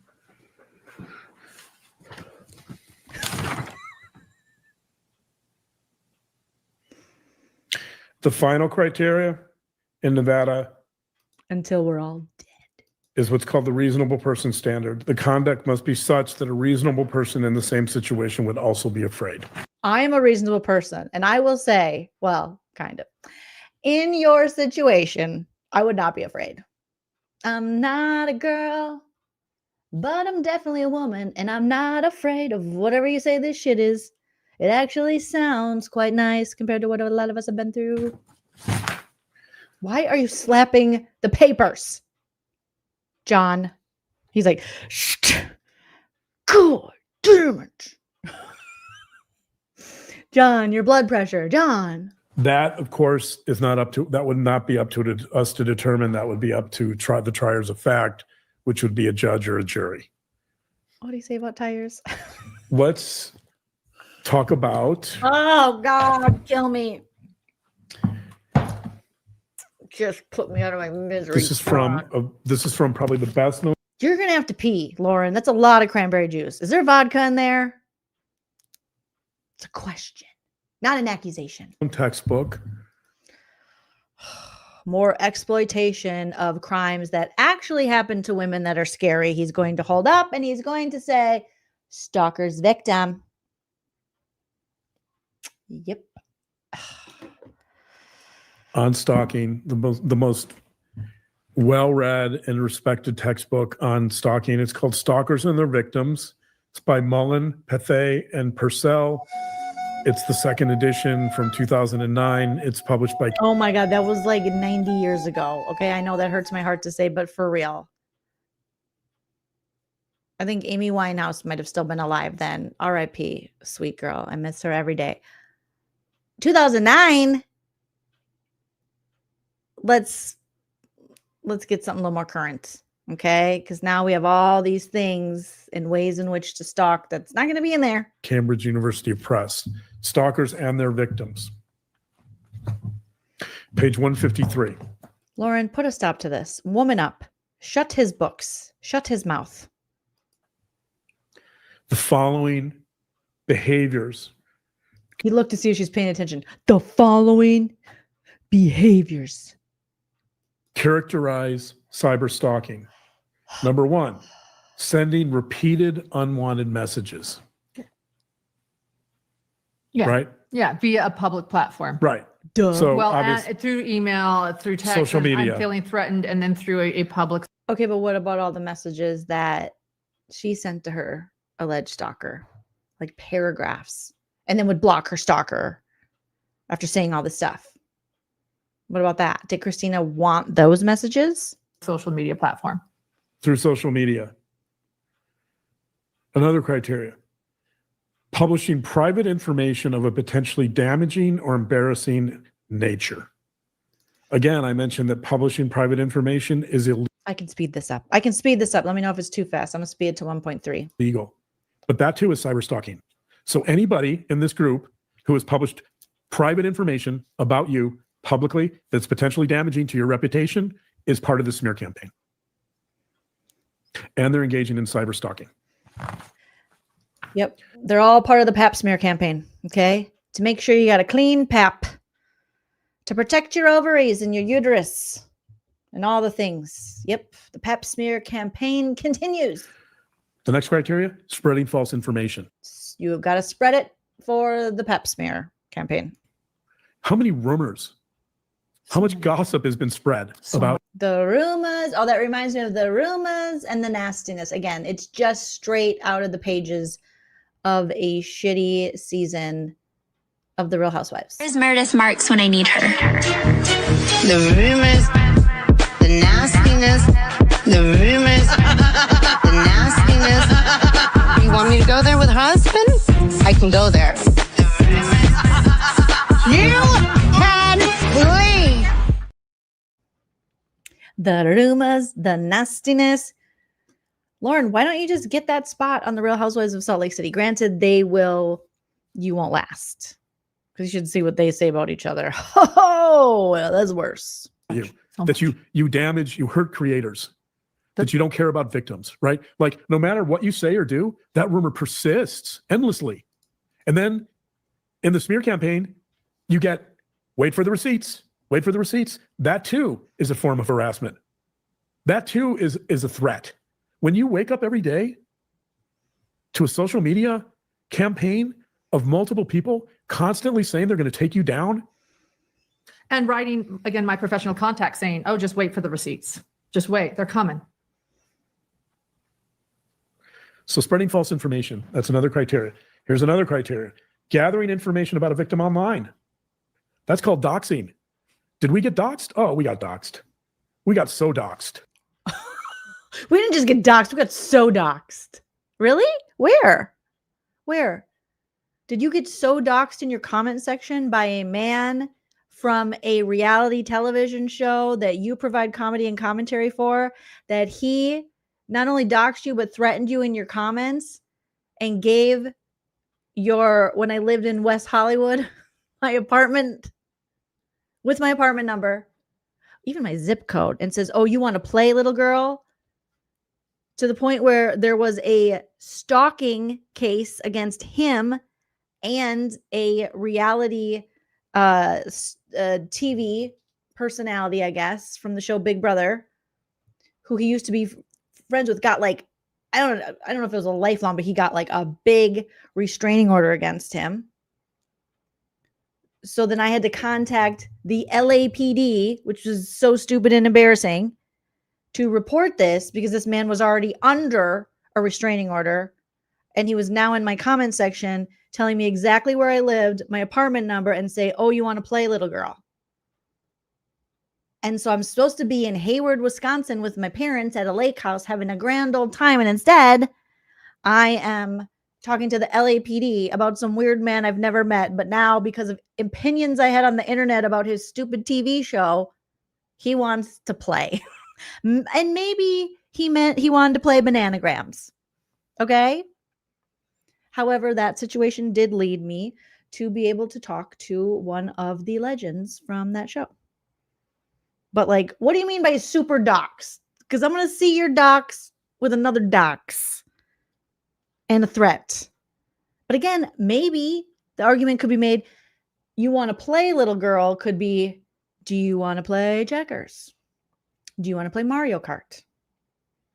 But I don't remember in Lauren's 9-hour vomit-thon of just, I threw up, I coughed, Grayson has cavities that are rotting her teeth, and John's high blood pressure, and none of us are eating. Where she talked about being doxxed. They were mad they had to work a little bit harder because we didn't have a LinkedIn, which is super sauce. Did we get doxxed? Oh, we got doxxed. We got so doxxed. They were mad they had to work a little bit harder because we didn't have a LinkedIn, which is super sauce. Which is super sauce. When did she start talking about that? You remember that, Dark 59? And this dude was legit crazy. The dude that was putting my address and saying you want to play little girl, like, has a criminal history. It's not Christina. It's not Christina. I'm cute and I have extensions and I'm married and I do art and I just do Eminem songs. And I'm disappointed our friendship turned out this way and that I think you're a fraud. It's grown men with criminal records who are under the influence, who have a history of stalking people, are under current ROs. Like, what are you doing? And how did they dox you? It's like saying you don't have a face if you don't have a Facebook. You know, is anything we're saying true? So when you say you were super doxed, I'm going to need you to explain that. Yeah, he probably just smoked a little too much meth that day, rolled into my video and was like, oh, bitch. You know. So doxed. What does that even mean? So doxed. So doxed. Thank you, AW. But it's just, again, when they put out these stories, they forget that a lot of us have a lot of experience, unfortunately, with dealing with crazy cuckoo birds. And we've actually been scared.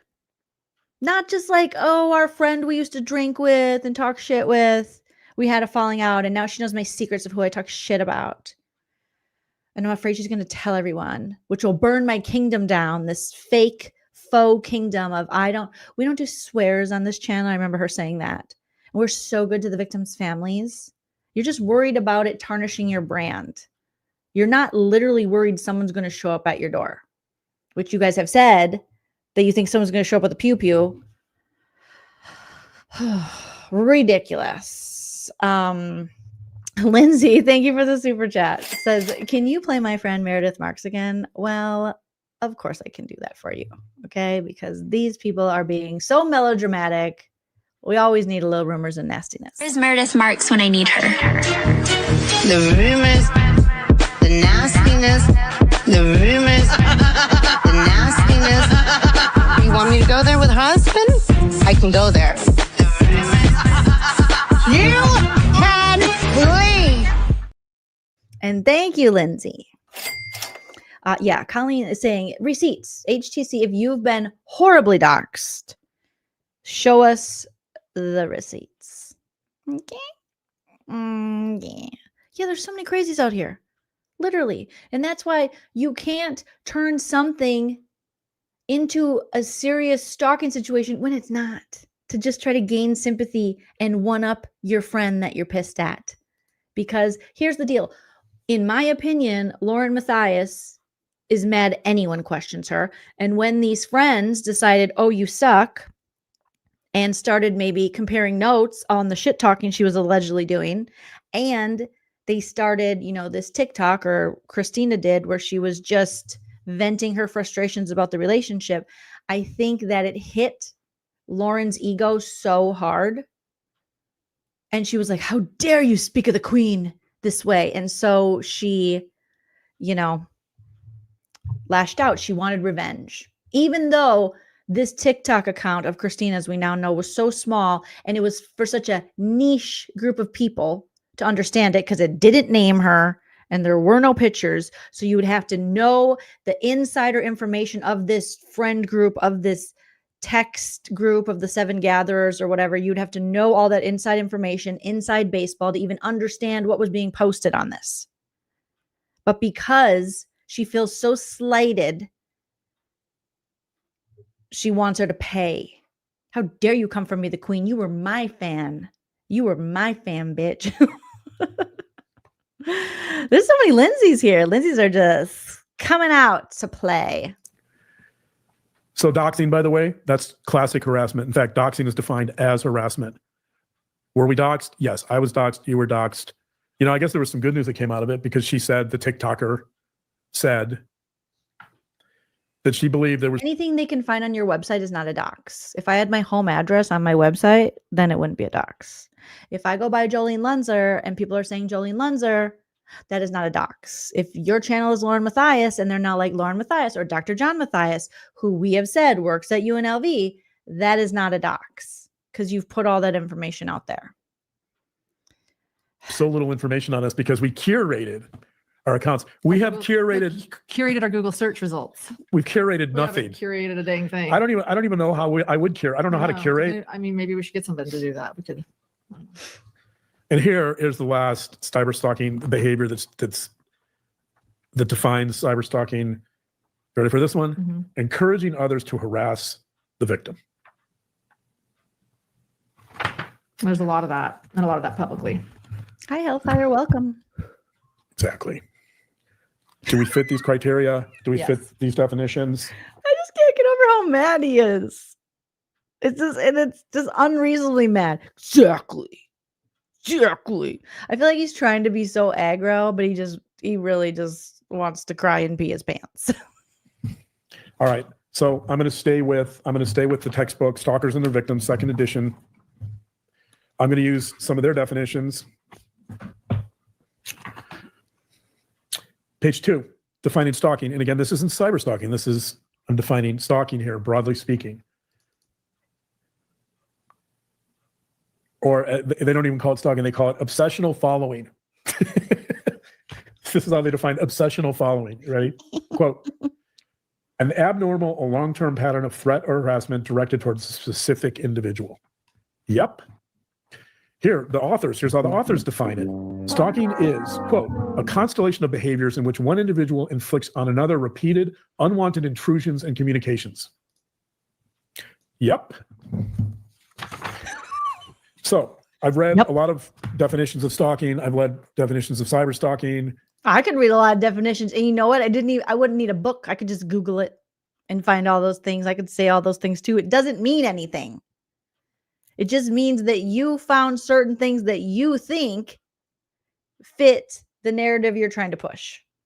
That you guys are being severely stalked and doxxed and all the things.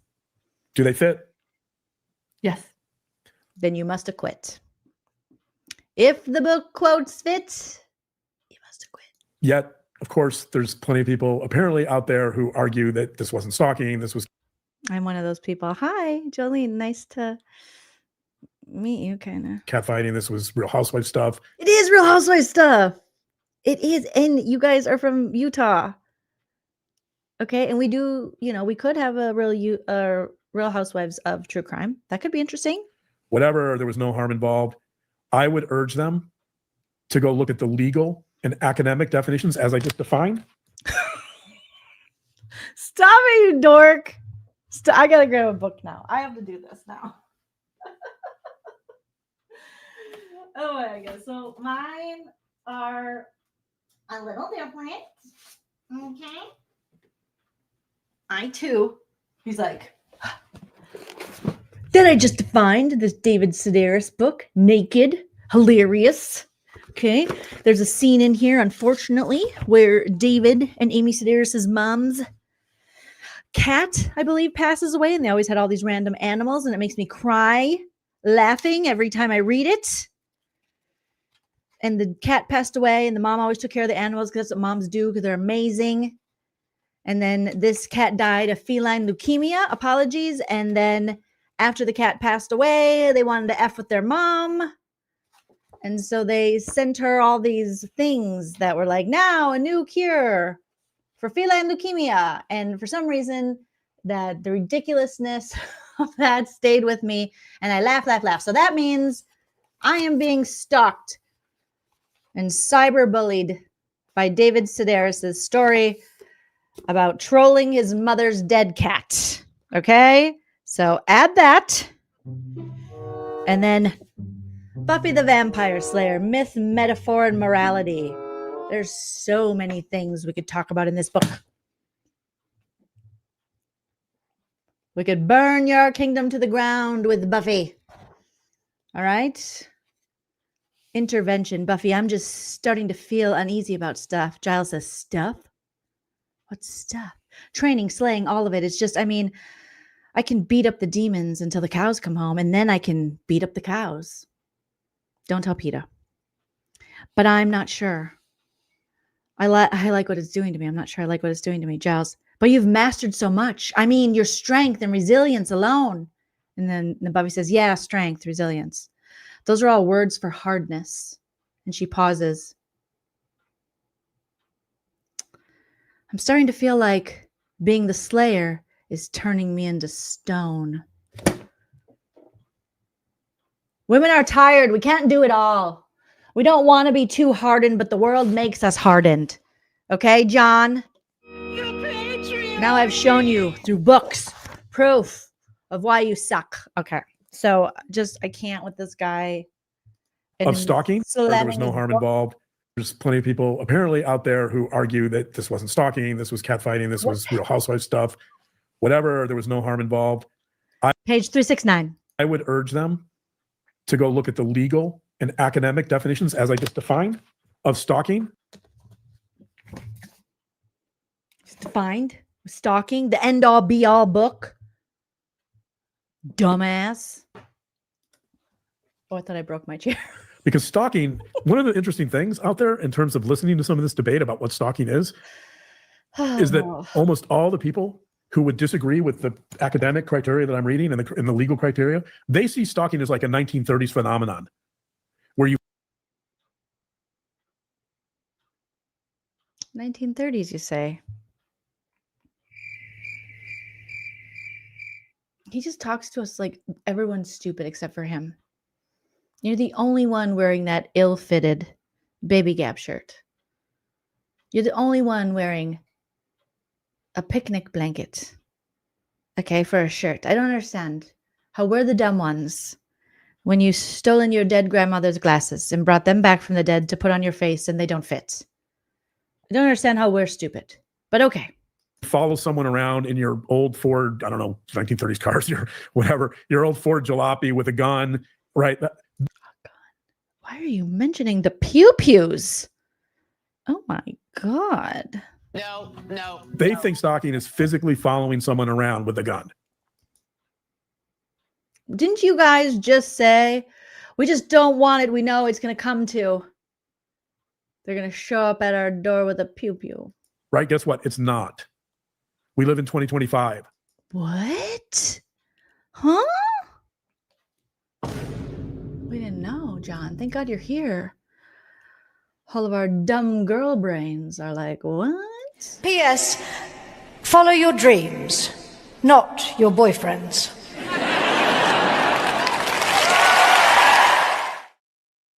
There's still time for you, Lauren, to follow your dream and not this guy. Stalking is fixated obsessional behavior that's unwanted and repeated that causes distress in the victim. That's precisely what's going on with you. So this idea that there's a team Lauren and a team, I mean, people can believe whatever they want, but like this idea of teams is absurd. If you look at the criteria for stalking, that's hunting, how it's defined legally and academically, there's two teams. There's team Lauren, who fits all the criteria of stalking and cyber stalking, every one of them. And then there's the stalking team, who doesn't fit who meets all the criteria of someone who's stalking. How about the rest of us who are team logic, team this is bullshit, team critical thinking?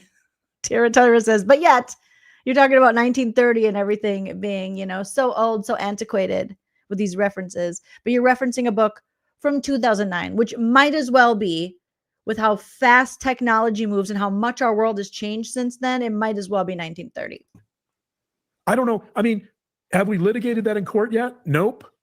But I feel very confident. You tried to, and the judge was like, this seems fishy. And then you guys ran with your tail between your legs and were like, we're just going to go to YouTube. They'll believe us there. We can control the narrative. But then they found out you can't. That if and when we do, if we re-up this case and litigate it in another state that's not Provo, Utah,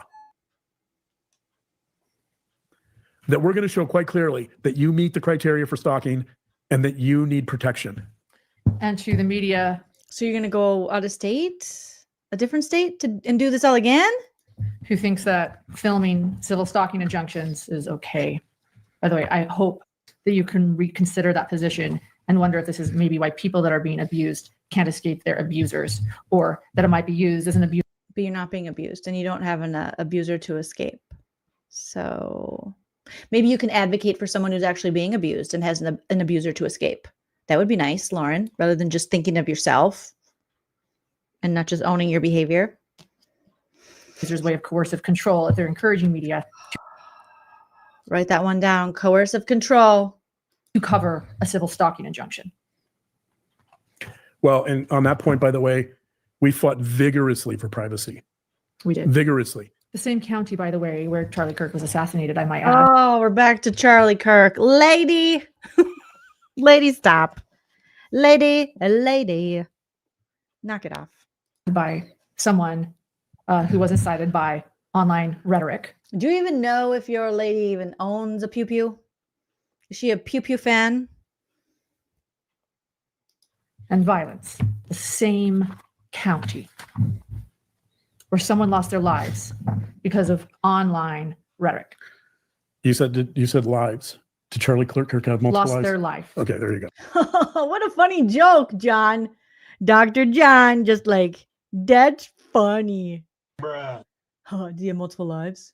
Because we do, because there's two of us. Yeah. On that note, when you talk about privacy, let's remind Look at they're like, what the fuck does Grayson want? everybody that you guys could have gone public 4 months ago. Yeah. She was like, do I get to eat this week? I'm very hungry. I've been eating my scabs. I don't know. I've been munching on dead skin because I didn't want to bother you. But I would just like a morsel of a meal. And they're like, okay, your shift's almost done. I think my diaper's full. Yes, but not now, Grayson, not now. We're being stalked and threatened and we're fearful. And John has like 7 more books to slam around. We could have sent masses to this woman's account 4 months ago. And why didn't we? Because we said, it's okay, we'll handle it. Let's just be private about it. We don't want anybody to know. Nobody knew about it for months because we continued to just try and be quiet until we felt like we had no other option. So Grayson is over here saying, let's remind people that we could have come forward in public 4 months ago and taken this into our hands and send everybody over to her account and taken care of this 4 months ago. But we didn't because we wanted this to remain private. And we didn't want people going over to her account. Why would you send your huge audience of 300,000 plus people and weaponize them when they trust you to cover one subject and totally flip the script on them for your petty revenge bullshit and send them over to a TikTok account that had 300 followers? That literally is the definition of bullying. So you want a cookie because you didn't weaponize your audience against your friend with a little ticky-tacky who is blowing off some steam by making lip sync videos that you say are about you? To harass her or attack her. We could have gone forward. But you shouldn't do that because you're a businesswoman and a professional, and doing that would be wholly unprofessional and wrong.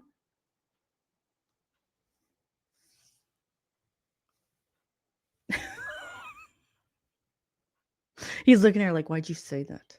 Come forward 4 months ago is what you're saying. Yeah, and I'm also saying somebody reached out to me who knows this person, and they just wanted to let me know that they had been contacted. And I told them I find myself having a lot of empathy for her right now, regardless of what she's done, because I see the hate that she's getting, and I would never want somebody to feel that way. And I would never want somebody to consider maybe doing something to themselves, or maybe, like, I actually don't believe.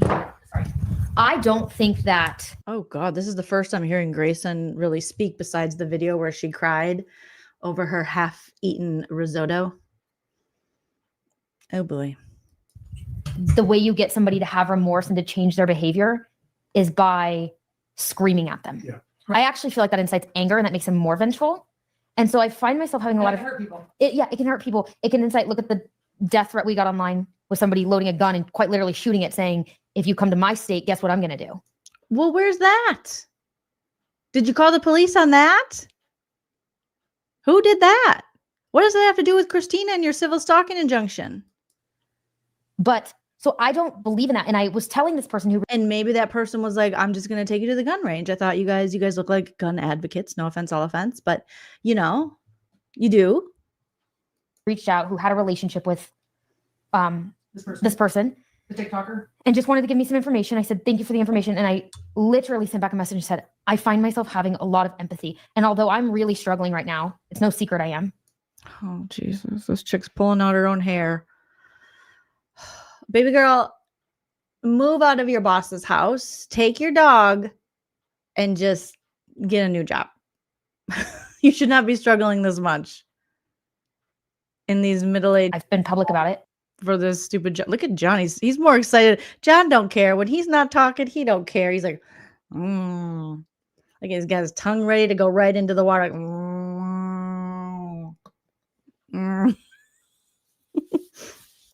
That made me spill on myself. What's in John's cup? BTW. What's in your cup, John? You look a little excited. You got some Fireball in there, buddy? Getting that fire in your pants? I haven't been public about the specifics. I find myself having a lot of empathy because I wonder if she's maybe in a similar boat that I've been in for the last while. And I never want somebody to feel that way. And again, I don't think that going to her account and screaming at her and telling her she's wrong, if you want someone to change, that's not the way to get them to change. That actually makes them worse.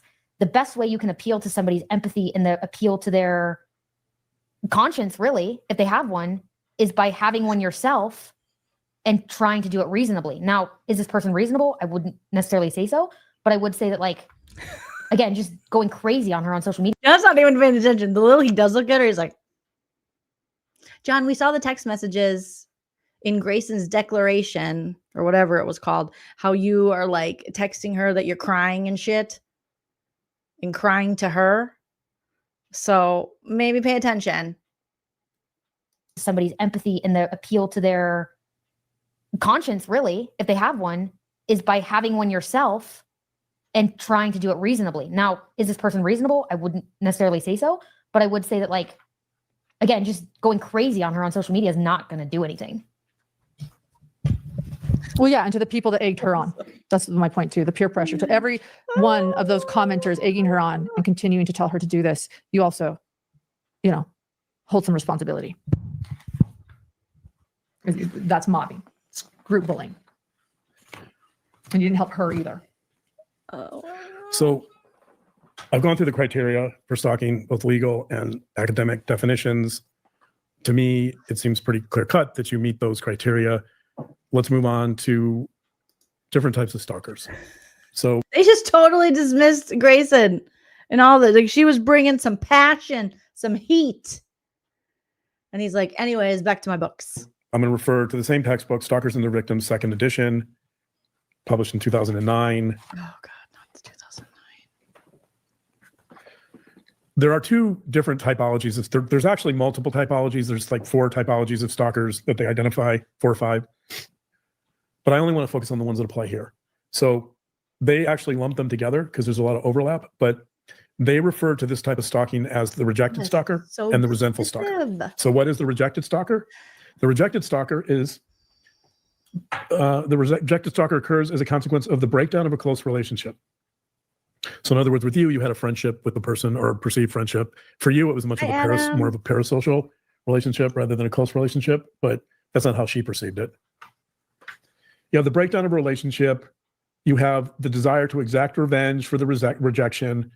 And then, you ready for this? The stalking substitutes for the lost intimacy of the friendship by creating the semblance of closeness that's now gone. Lost intimacy. John, are you talking about yourself? I'm just going to read a little bit from the text about rejected stalkers because they're going to explain it better than me. Mm-hmm. Page 69 in the rejected stalker. 69? What, John? Of course you would find page 69. In the Mullen textbook. Quote, the rejected can be among the most persistent and intrusive of stalkers. Once established, their pattern of harassment is very difficult to alter. It's not always immediately obvious why these men and women continue so tenaciously to pursue their erstwhile victim. Further down the page, quote, for those stalkers who cannot abandon the hope of restoring the relationship, the harassment at least provides some semblance of connectedness to the lost friend. For the rejected stalker who is predominantly angry and vengeful, the stalking seems aimed, in part, at continuing a relationship in which, for all their raging, they remain enmeshed. The stalking, in a sense, is a continuation of a relationship, the loss of which is too threatening, or which they remain bound by unresolved emotions and desires, made all the more compelling by their ambivalent nature. So in other words, for the rejected stalker, a part of the stalking is to maintain the sense of connection and closeness with the victim, you.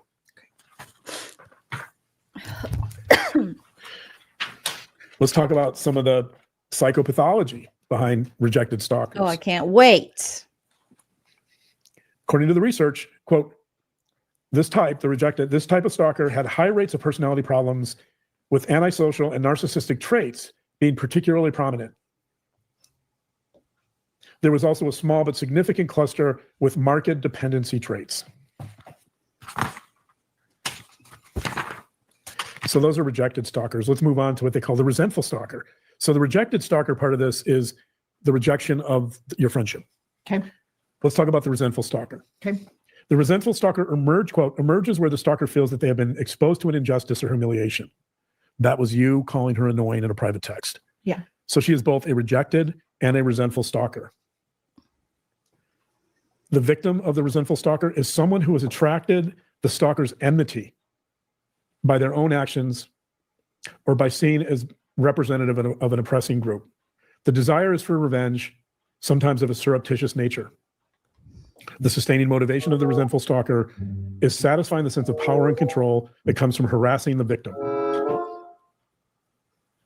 The resentful stalker almost invariably feels justified in their actions, that's the moral part, and presents themselves as a victim, fighting back against a more powerful oppressor. That, by the way, is a narrative that many people have picked up on. Because you're the big creator, yeah, she must be the victim. Right? That's a common theme that seems to be out there, that somehow you're harassing her because she's the poor victim, right? That's what's resentful. She's not a creator. She's just a person that is a tourist at trials, and I'm the big podcaster. Humble brag. Humble brag. Let's dig a little bit deeper into the resentful stalker. Here are some clinical features of the resentful stalker. Again, I'm reading from the textbook Stalkers and Their Victims, 2nd edition. This is page 76. Quote, a context of conflict in which one party experiences themselves as a victim of injustice can give rise to stalking. They probably did. This type of stalking is initially motivated by the desire for retribution. The stalking is designed to frighten and distress the victim. The stalking becomes persistent because of the satisfaction the stalker obtains from the sense of power and control over someone who is, in most cases, has been previously regarded as being in a stronger and more privileged position. In keeping with the stalker's perception of their victim as being more powerful, the more extended episodes of resentful stalking will often be pursued anonymously, at least in. You guys are killing me. Cindy says maybe the note said, put Meet Joe Black on TV. This is taking too long. Hurry up. Get a River Runs Through It ready, because I'm ready to run through that movie. Thank you, Shirley, for the super chat. I appreciate that. What a great channel. I laugh at your spontaneous quips. Thank you. Thank you so much. I sometimes wonder why does my brain want me to say that? And then the brain wants what the brain wants. But thank you, Shirley Graff Allen. I appreciate that so very much. But God, come on, Dr. John. Let's get it going. Initially. When this type of stalker is interviewed, they almost invariably present themselves not as an avenger, but as a victim who, in the process of defending themselves, is striking back at the oppressor. So in other words, it's a moral crusade. And she does this. She'll say, I'm just here. This isn't gossip. I'm just trying to deal with the big bad wolf. That's Lauren. I'm just trying to present patterns she's had for so long. Let's talk about psychopathology. But to her, that's what she thinks they are. And this is a lot of gossip. Of the resentful stalker. Page 77, quote, the pattern which emerged from personality testing suggested self-centered, immature individuals who are hostile, demanding, and argumentative. They overestimate themselves and they derogate others. That means they put others down. Defensiveness and denial is rampant in this group. They tend to have poor frustration tolerance with high suppressed anger. Check, check, check, check. John's so proud of himself. Check, check, check. It's inappropriate. Got it. Boom. Got it. Then how come the judge didn't agree? If we got all of the tongues out again. Oh my God. The tongues out again. Dr. John, don't do it. Don't do it. Then how come the judge was like, Seems like you're just trying to silence her from any critique. Protect yourself from critique. Yeah. Well, let me say on that issue, like, I don't know, do I know for sure that she fits this category? No, I don't. Like, just looking at her behavior. You can't tell us anything, Dr. John. You're too close to it. You can't give us any professional, impartial take on this because it's your wife. It seems like she fits some of this, but I'm not diagnosing here. It sounds like you're diagnosing. Right. I'm just reading from a textbook. It did suck, Colleen. Research. I'm citing the research, right? I'm not saying necessarily that she fits this. I think people can make that decision on their own. Let's go on. Page 77, next paragraph, quote, resentful stalkers as a group showed a marked tendency to consciously attempt to present themselves in a socially desirable light, perhaps fitting with our view that these people attempt to project themselves as good victims battling the forces of evil. I think that's kind of what you guys are doing, right? It's kind of how you've been explaining it. Let me repeat that because it fits everything we talked about earlier. If it's everything that you've explained to us about how you feel in this situation. Resentful stalkers fit they fit with the view that they attempt to project themselves as good victims battling the forces of evil. That's exactly how this is framed.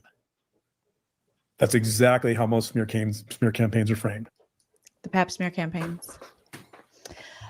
The results of MMPI studies in 24 resentful stalkers supported the notion that these people regard themselves as misunderstood, mistreated, with low frustration tolerance, and difficulty with authority figures. Difficulty with authority figures. So taunting police, doing mic drops outside of courthouse. How did she taunt police? We saw the video. She was asking questions to the police. How was it taunting? And then when the police confronted her at CrimeCon, she wasn't taunting them. They have just made complete narratives that are not true and that fit for them and the point they're trying to make and the feeling they're trying to get across. But unfortunately, you've shown us too much of your evidence that actually contradicts that. And yes, not that, Lindsay. He's literally diagnosing.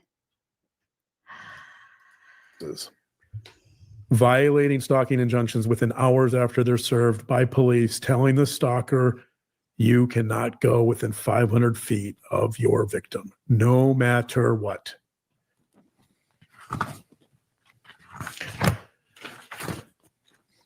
Those are some of the definitions. So I've talked about the definitions of stalking. I've talked about the types of stalking. Now let's talk about victim impact.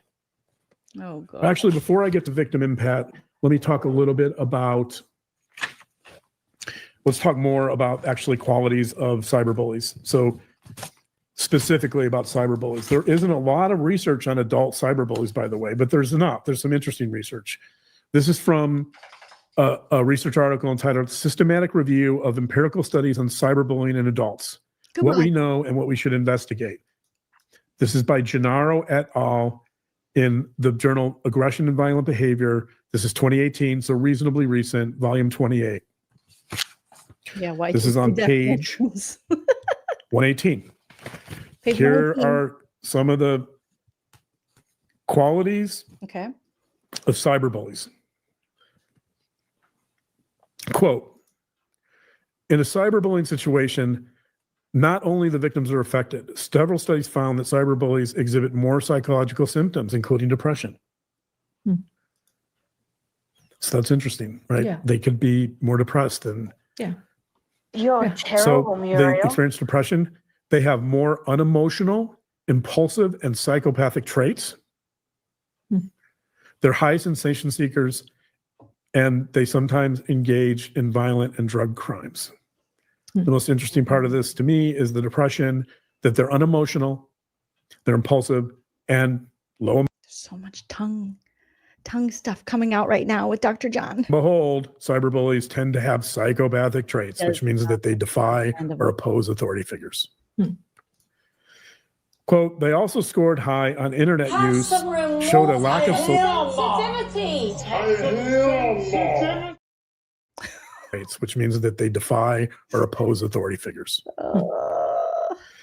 Quote, they also scored high on internet use, showed a lack of social skills, problematic alcohol use, and, not surprisingly, low empathy towards their cyberbullying victims.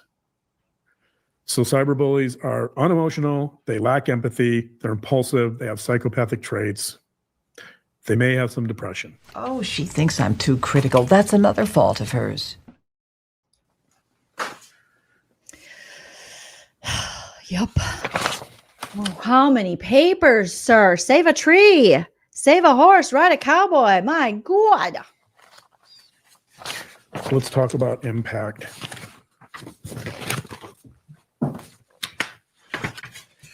How does cyberbullying impact its victims? This is an extraordinary. This is an extraordinary study. Just have to say, for all those people saying bring the receipts, Dr. John's bringing the research receipts. I'm bringing the research receipts, right? You brought the actual receipts. I'm bringing the research receipts. This is from a well-known article in the American Psychologist. The American Psychologist, by the way, is one of the premier journals for psychologists. What? It's from 2017, volume 72. It's Underwood and Ehrenreich.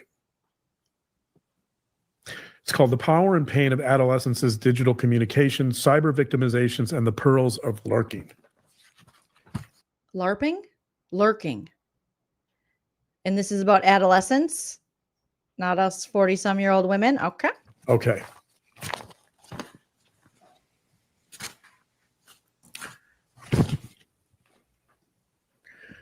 Admittedly, I'm going to frame this by saying, admittedly, this is pertaining to adolescents. Okay, but proof, timeline, screenshots, everything.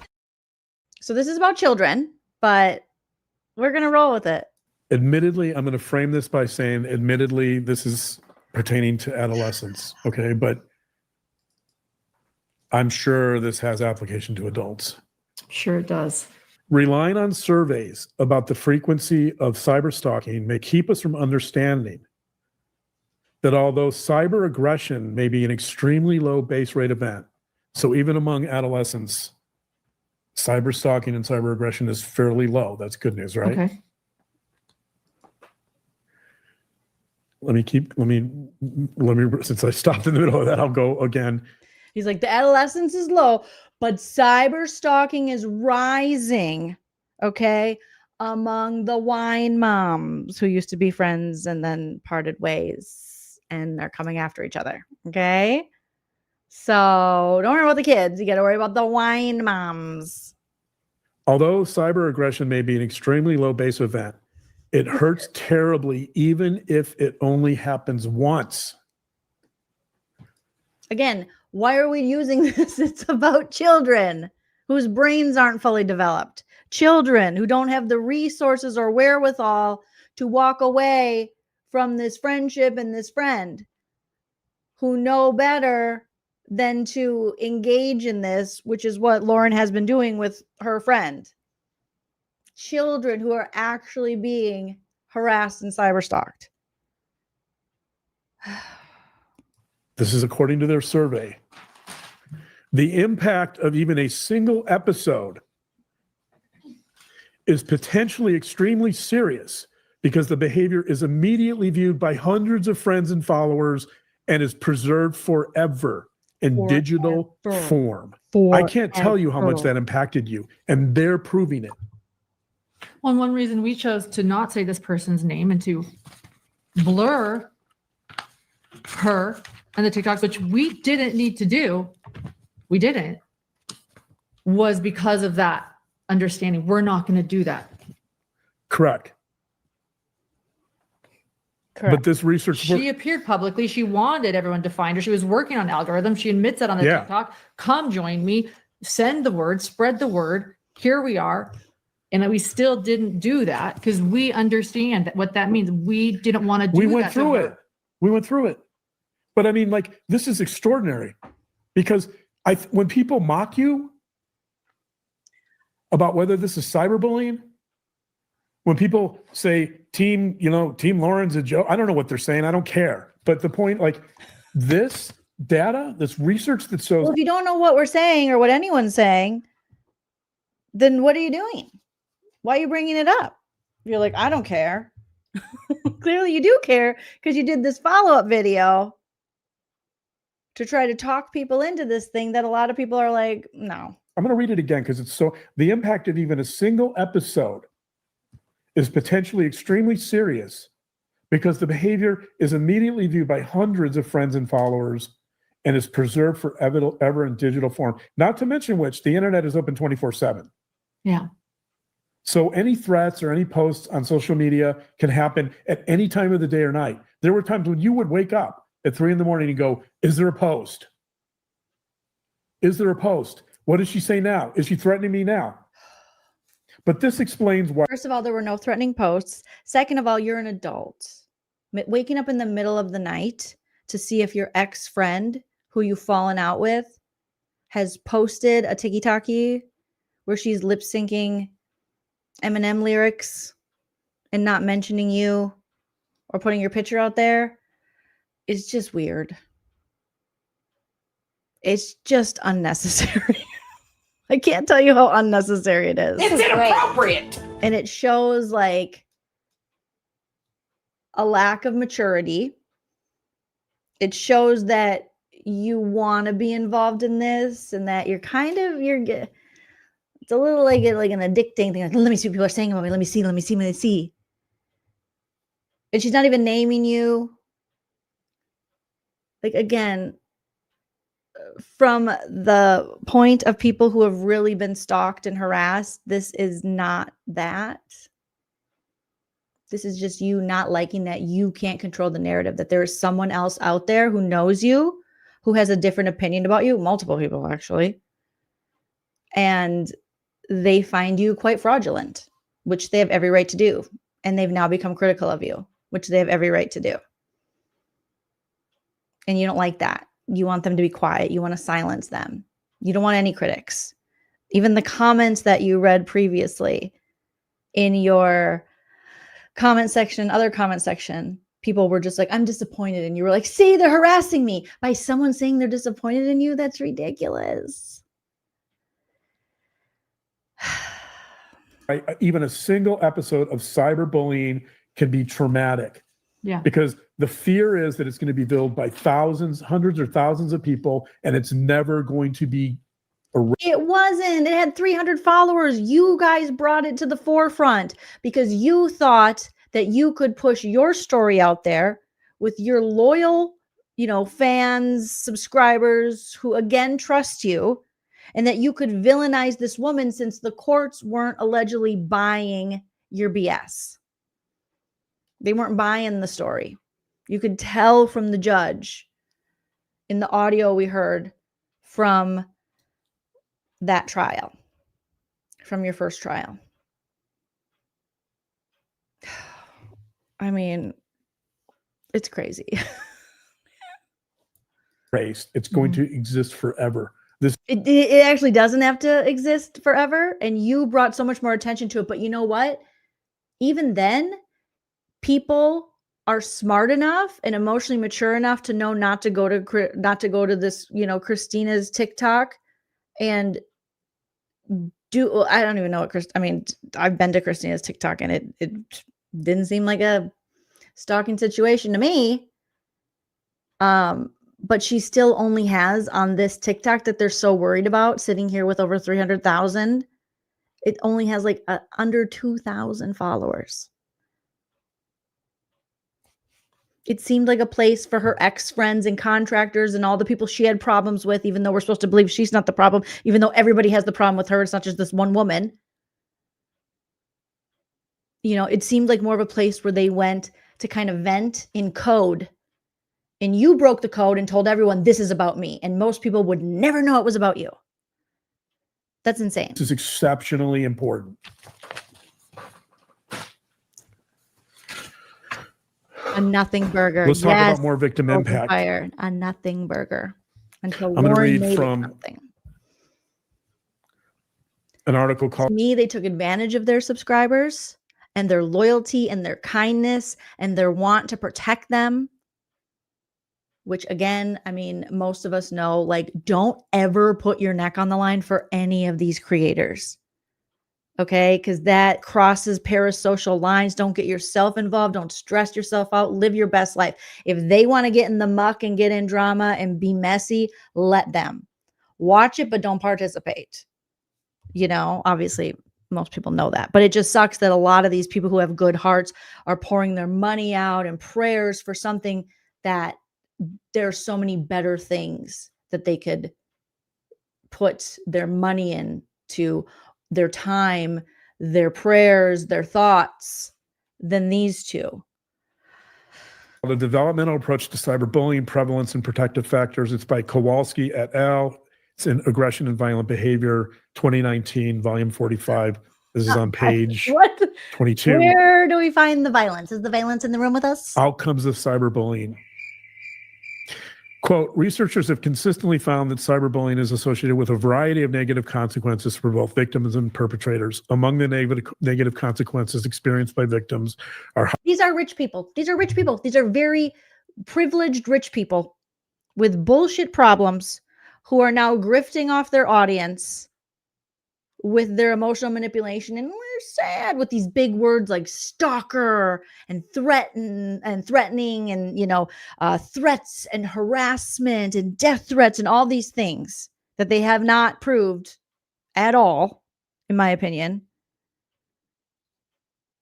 They're fine. They're adults. This is a situation where these two adults should be taking care of this themselves and not putting this mental load and on their subscribers. The reason for the season, the subscribers are the reason for the season. You should not take advantage of that. Never should you use your platform to manipulate them in order to spin some narrative. Never should you take advantage of their kindness like that. Never should you incite them against someone you feel has wronged you, even though they say, don't do it.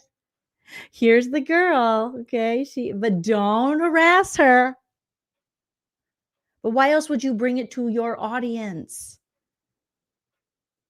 No one knew about it. Higher levels of anxiety, depression, loneliness, greater suicidal ideation, lower levels of self-esteem, and poor academic performance. I have lower levels of self-esteem and academic performance just listening to you, sir. Have you noticed that? Have you noticed that in me? No, you're fine. You're literally fine. You're getting to kick your frenemy out of CrimeCon. You got your little Louis. You're fine. You're killing it. Comparatively to most people in like very scary stalking situations or just in the world, you're killing it. And you should be doing something philanthropic rather than whatever this is. I mean, good God, you're fine. You haven't missed a day of filler, and that's fine. You don't have to. But people are dying. People are hungry. So many things are happening. And you two think you're the most important things going on. You two think you're the reason for the season, and that's what's wrong with you. You're not. You believe your own hype, and you believe you're deserved. You're entitled. We've seen time and time again. We've seen this. Same old story. Same song and dance. People like this who think they are just above everything. Everything stop. I am inconvenienced. And I feel a little uncomfy. Not knowing that there are people who live in a constant state of uncomfortableness. Like, get over yourselves. I can't say it enough. Literally can't say it enough. Yeah. You're grossing me out. Yep, I've noticed all of that. Every one of those applies to you. I'm going to go back to here. I'm going to return to the textbook. Every one of those applies to her, John. You asshole. Criminal behavior. People are dying, yeah. I'm going to give I'm going to give their summary of psychological effects of stalking, specifically cyber stalking. Page 523 of Criminal Behavior by Bardo and Bardo, quote, not only does the cyber attack cause psychological damage to the self-esteem and self-image of the victim, but the message may be immediately viewed and forwarded by friends and other peers repeatedly over time. That's the point about how one incident can be so damaging. I think it's important to understand that if you bully someone at school, if you taunt them at school, it may be captured by other people on cell phones, but for the most part, it's a one-time thing and it goes away. You're not in school. Well, I mean, when you're teaching, you're adults with a home and a mortgage and multiple cars and a big house. You're not in school. This example? Using like literal adolescent examples. Good God. No. And I'm not minimizing that. That's horrible.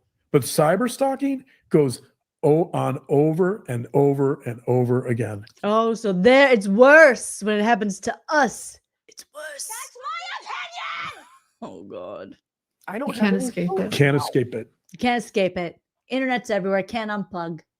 Research studies often report that the overall effects of cyberbullying on the victim include anxiety disorders, sleep problems, loneliness, depression, substance abuse, poor academic achievement, low life satisfaction, and extreme cases, suicide attempts. Do not. I am so tired of these content creators doing this and weaponizing self-harm, alleged self-harm, ideations or attempts to get something. I've seen this happen. I wish I hadn't seen this happen so much, but it's so common. And then they are just, it's almost like a get out of whatever they've done free card. Like, well, I've not knowing that you are talking to people who have lost people due to taking their own lives, that you are talking to people who currently might be feeling this way. Like, Lauren, wake up, girl. Check, check, check, and check. Thank you, Liz. Yes. Bubbles they live in. This guy just keeps saying check, check, check, and check. We don't want to pay our own check. So I've covered the definitions and criteria of stalking. I've covered the type. No, you've bored us. You've covered us with a blanket of boredom. And I will forever be sad. And I will forever be dumber for everything you have just said, Dr. John. You have hurt us. And I hate it. Oh my God. This guy. I can't. I'm bored with it. Like I'm over it. What you just said is one of the most insanely idiotic things I have ever heard.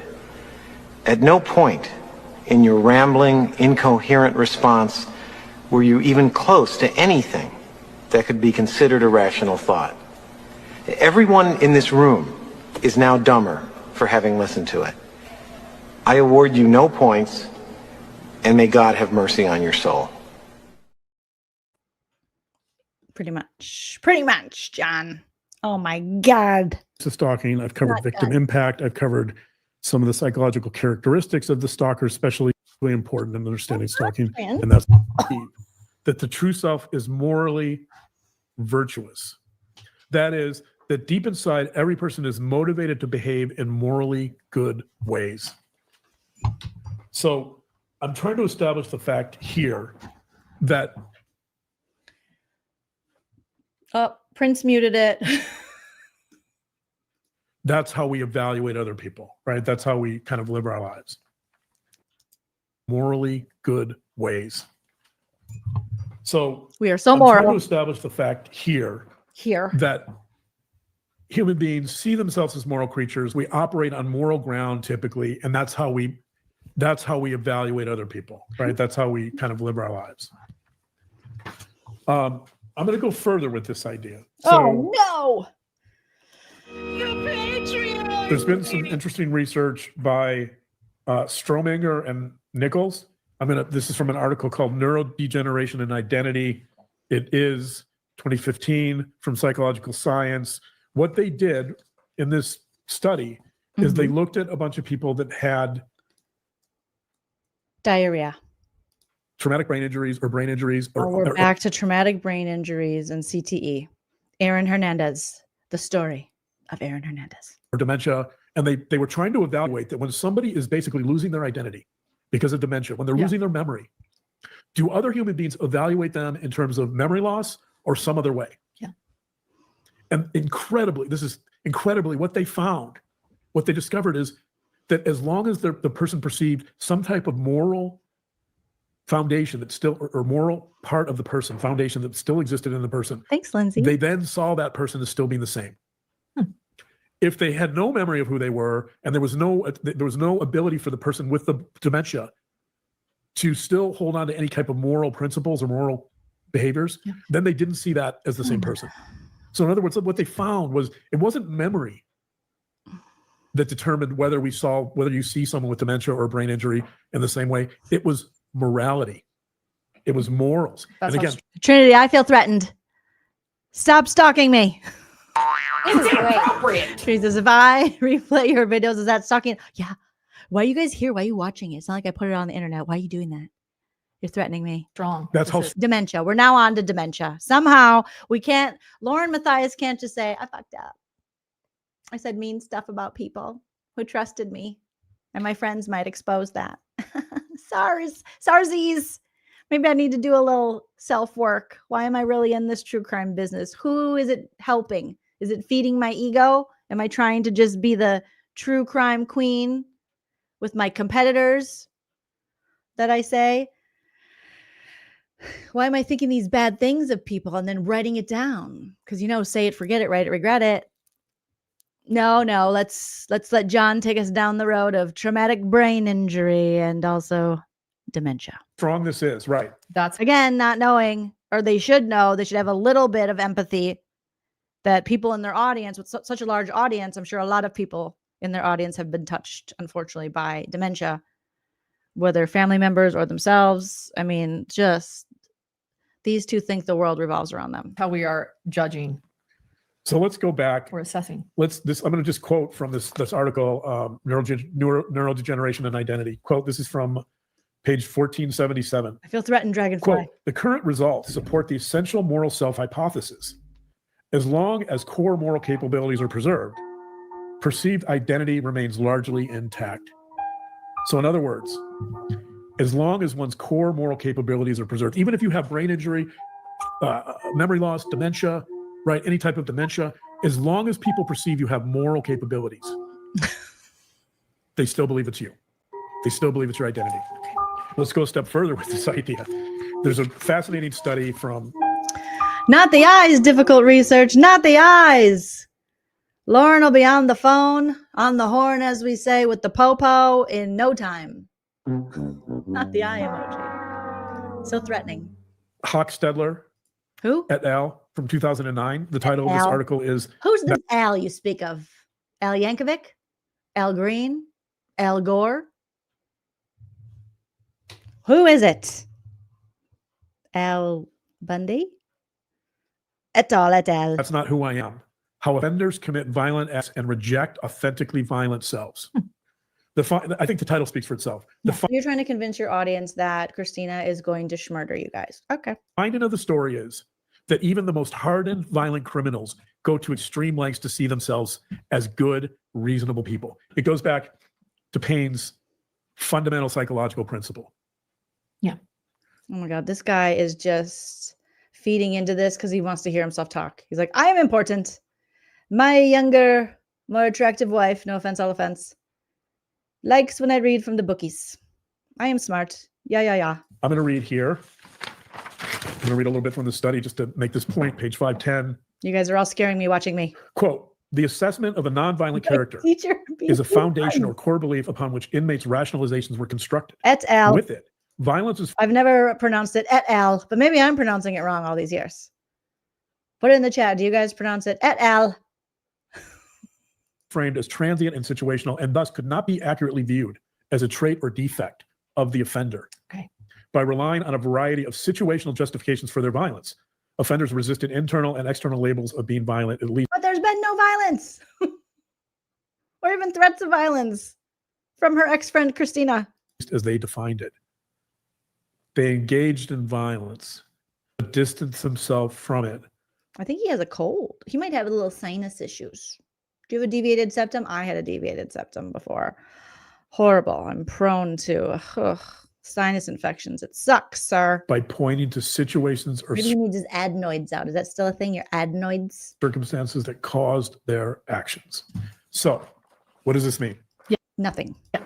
Tell us what It means that there's this deep propensity for human beings to see others as moral, to judge them as moral, and to see themselves as good, and to judge others as either good or bad, right? In other words, I guess the way to put this is the fundamental theater in which human beings operate, which is the world, let's call it the theater, I guess, because we all have different roles.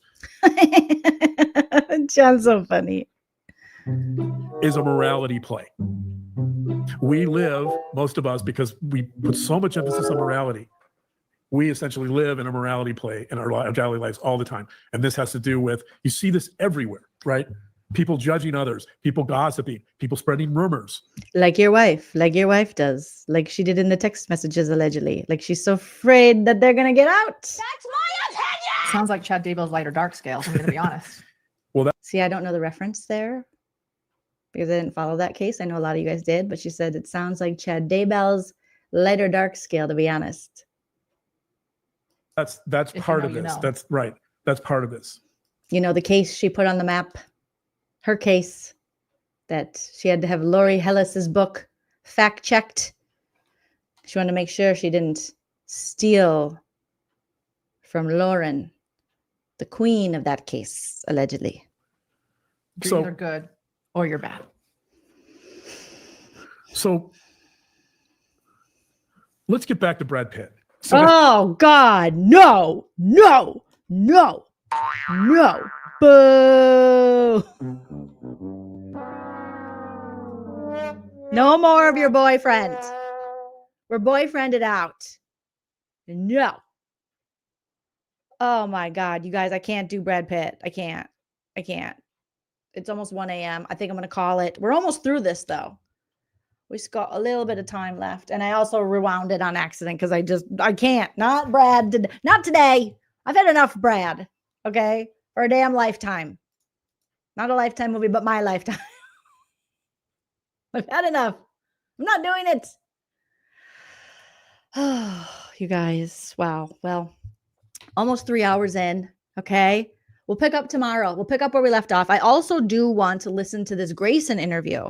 I don't know. I think some of you sent it to me. If you didn't, if you could tag me in it. Apparently Grayson did an interview about this, and I have only heard her talk a little bit, her speak on this a little bit. So I want to look at that as well. So we'll finish this up and then maybe hit up the Grayson interview tomorrow. Because I think we only have like an hour left of this. Okay. Yeah. Not today, Satan. I got to be able to sleep at night. I can't sleep with these Brad Pitt references. I'm going to be waking my husband up going, night terrors. Okay. I got to turn the vibrations on in my bed and get gone. All right. Trinity says 4 a.m. Oh my gosh. East Coaster. Thanks for helping my insomnia. Time to get up and play with my polydactyl beauty. Oh, have so much fun and have the best day ever. Okay. Chrissy says, please don't stop covering this, Jolene. Keep sending me stuff, you guys. I find it fascinating and infuriating. All right. So you can always email me, joleenreacts@gmail.com. That's JOLEEN reacts@gmail.com. Let me put that in there. Or you can tag me on Twitter, the TikTok, or Instagram. And I put my email address there. I have just doxed myself. There's my email address.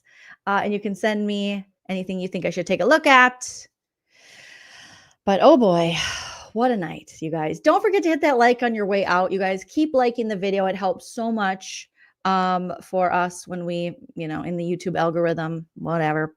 And if you don't mind hyping it, there's that little hype option now. I don't really know what it does, but I think it bumps you up in the algorithm. So God bless if you could do that. Shout out to all my super chatters today. Chickenhead, PK, Darkface, Neely, Kelly Francis, Jackie Adkins, thank you for becoming a member.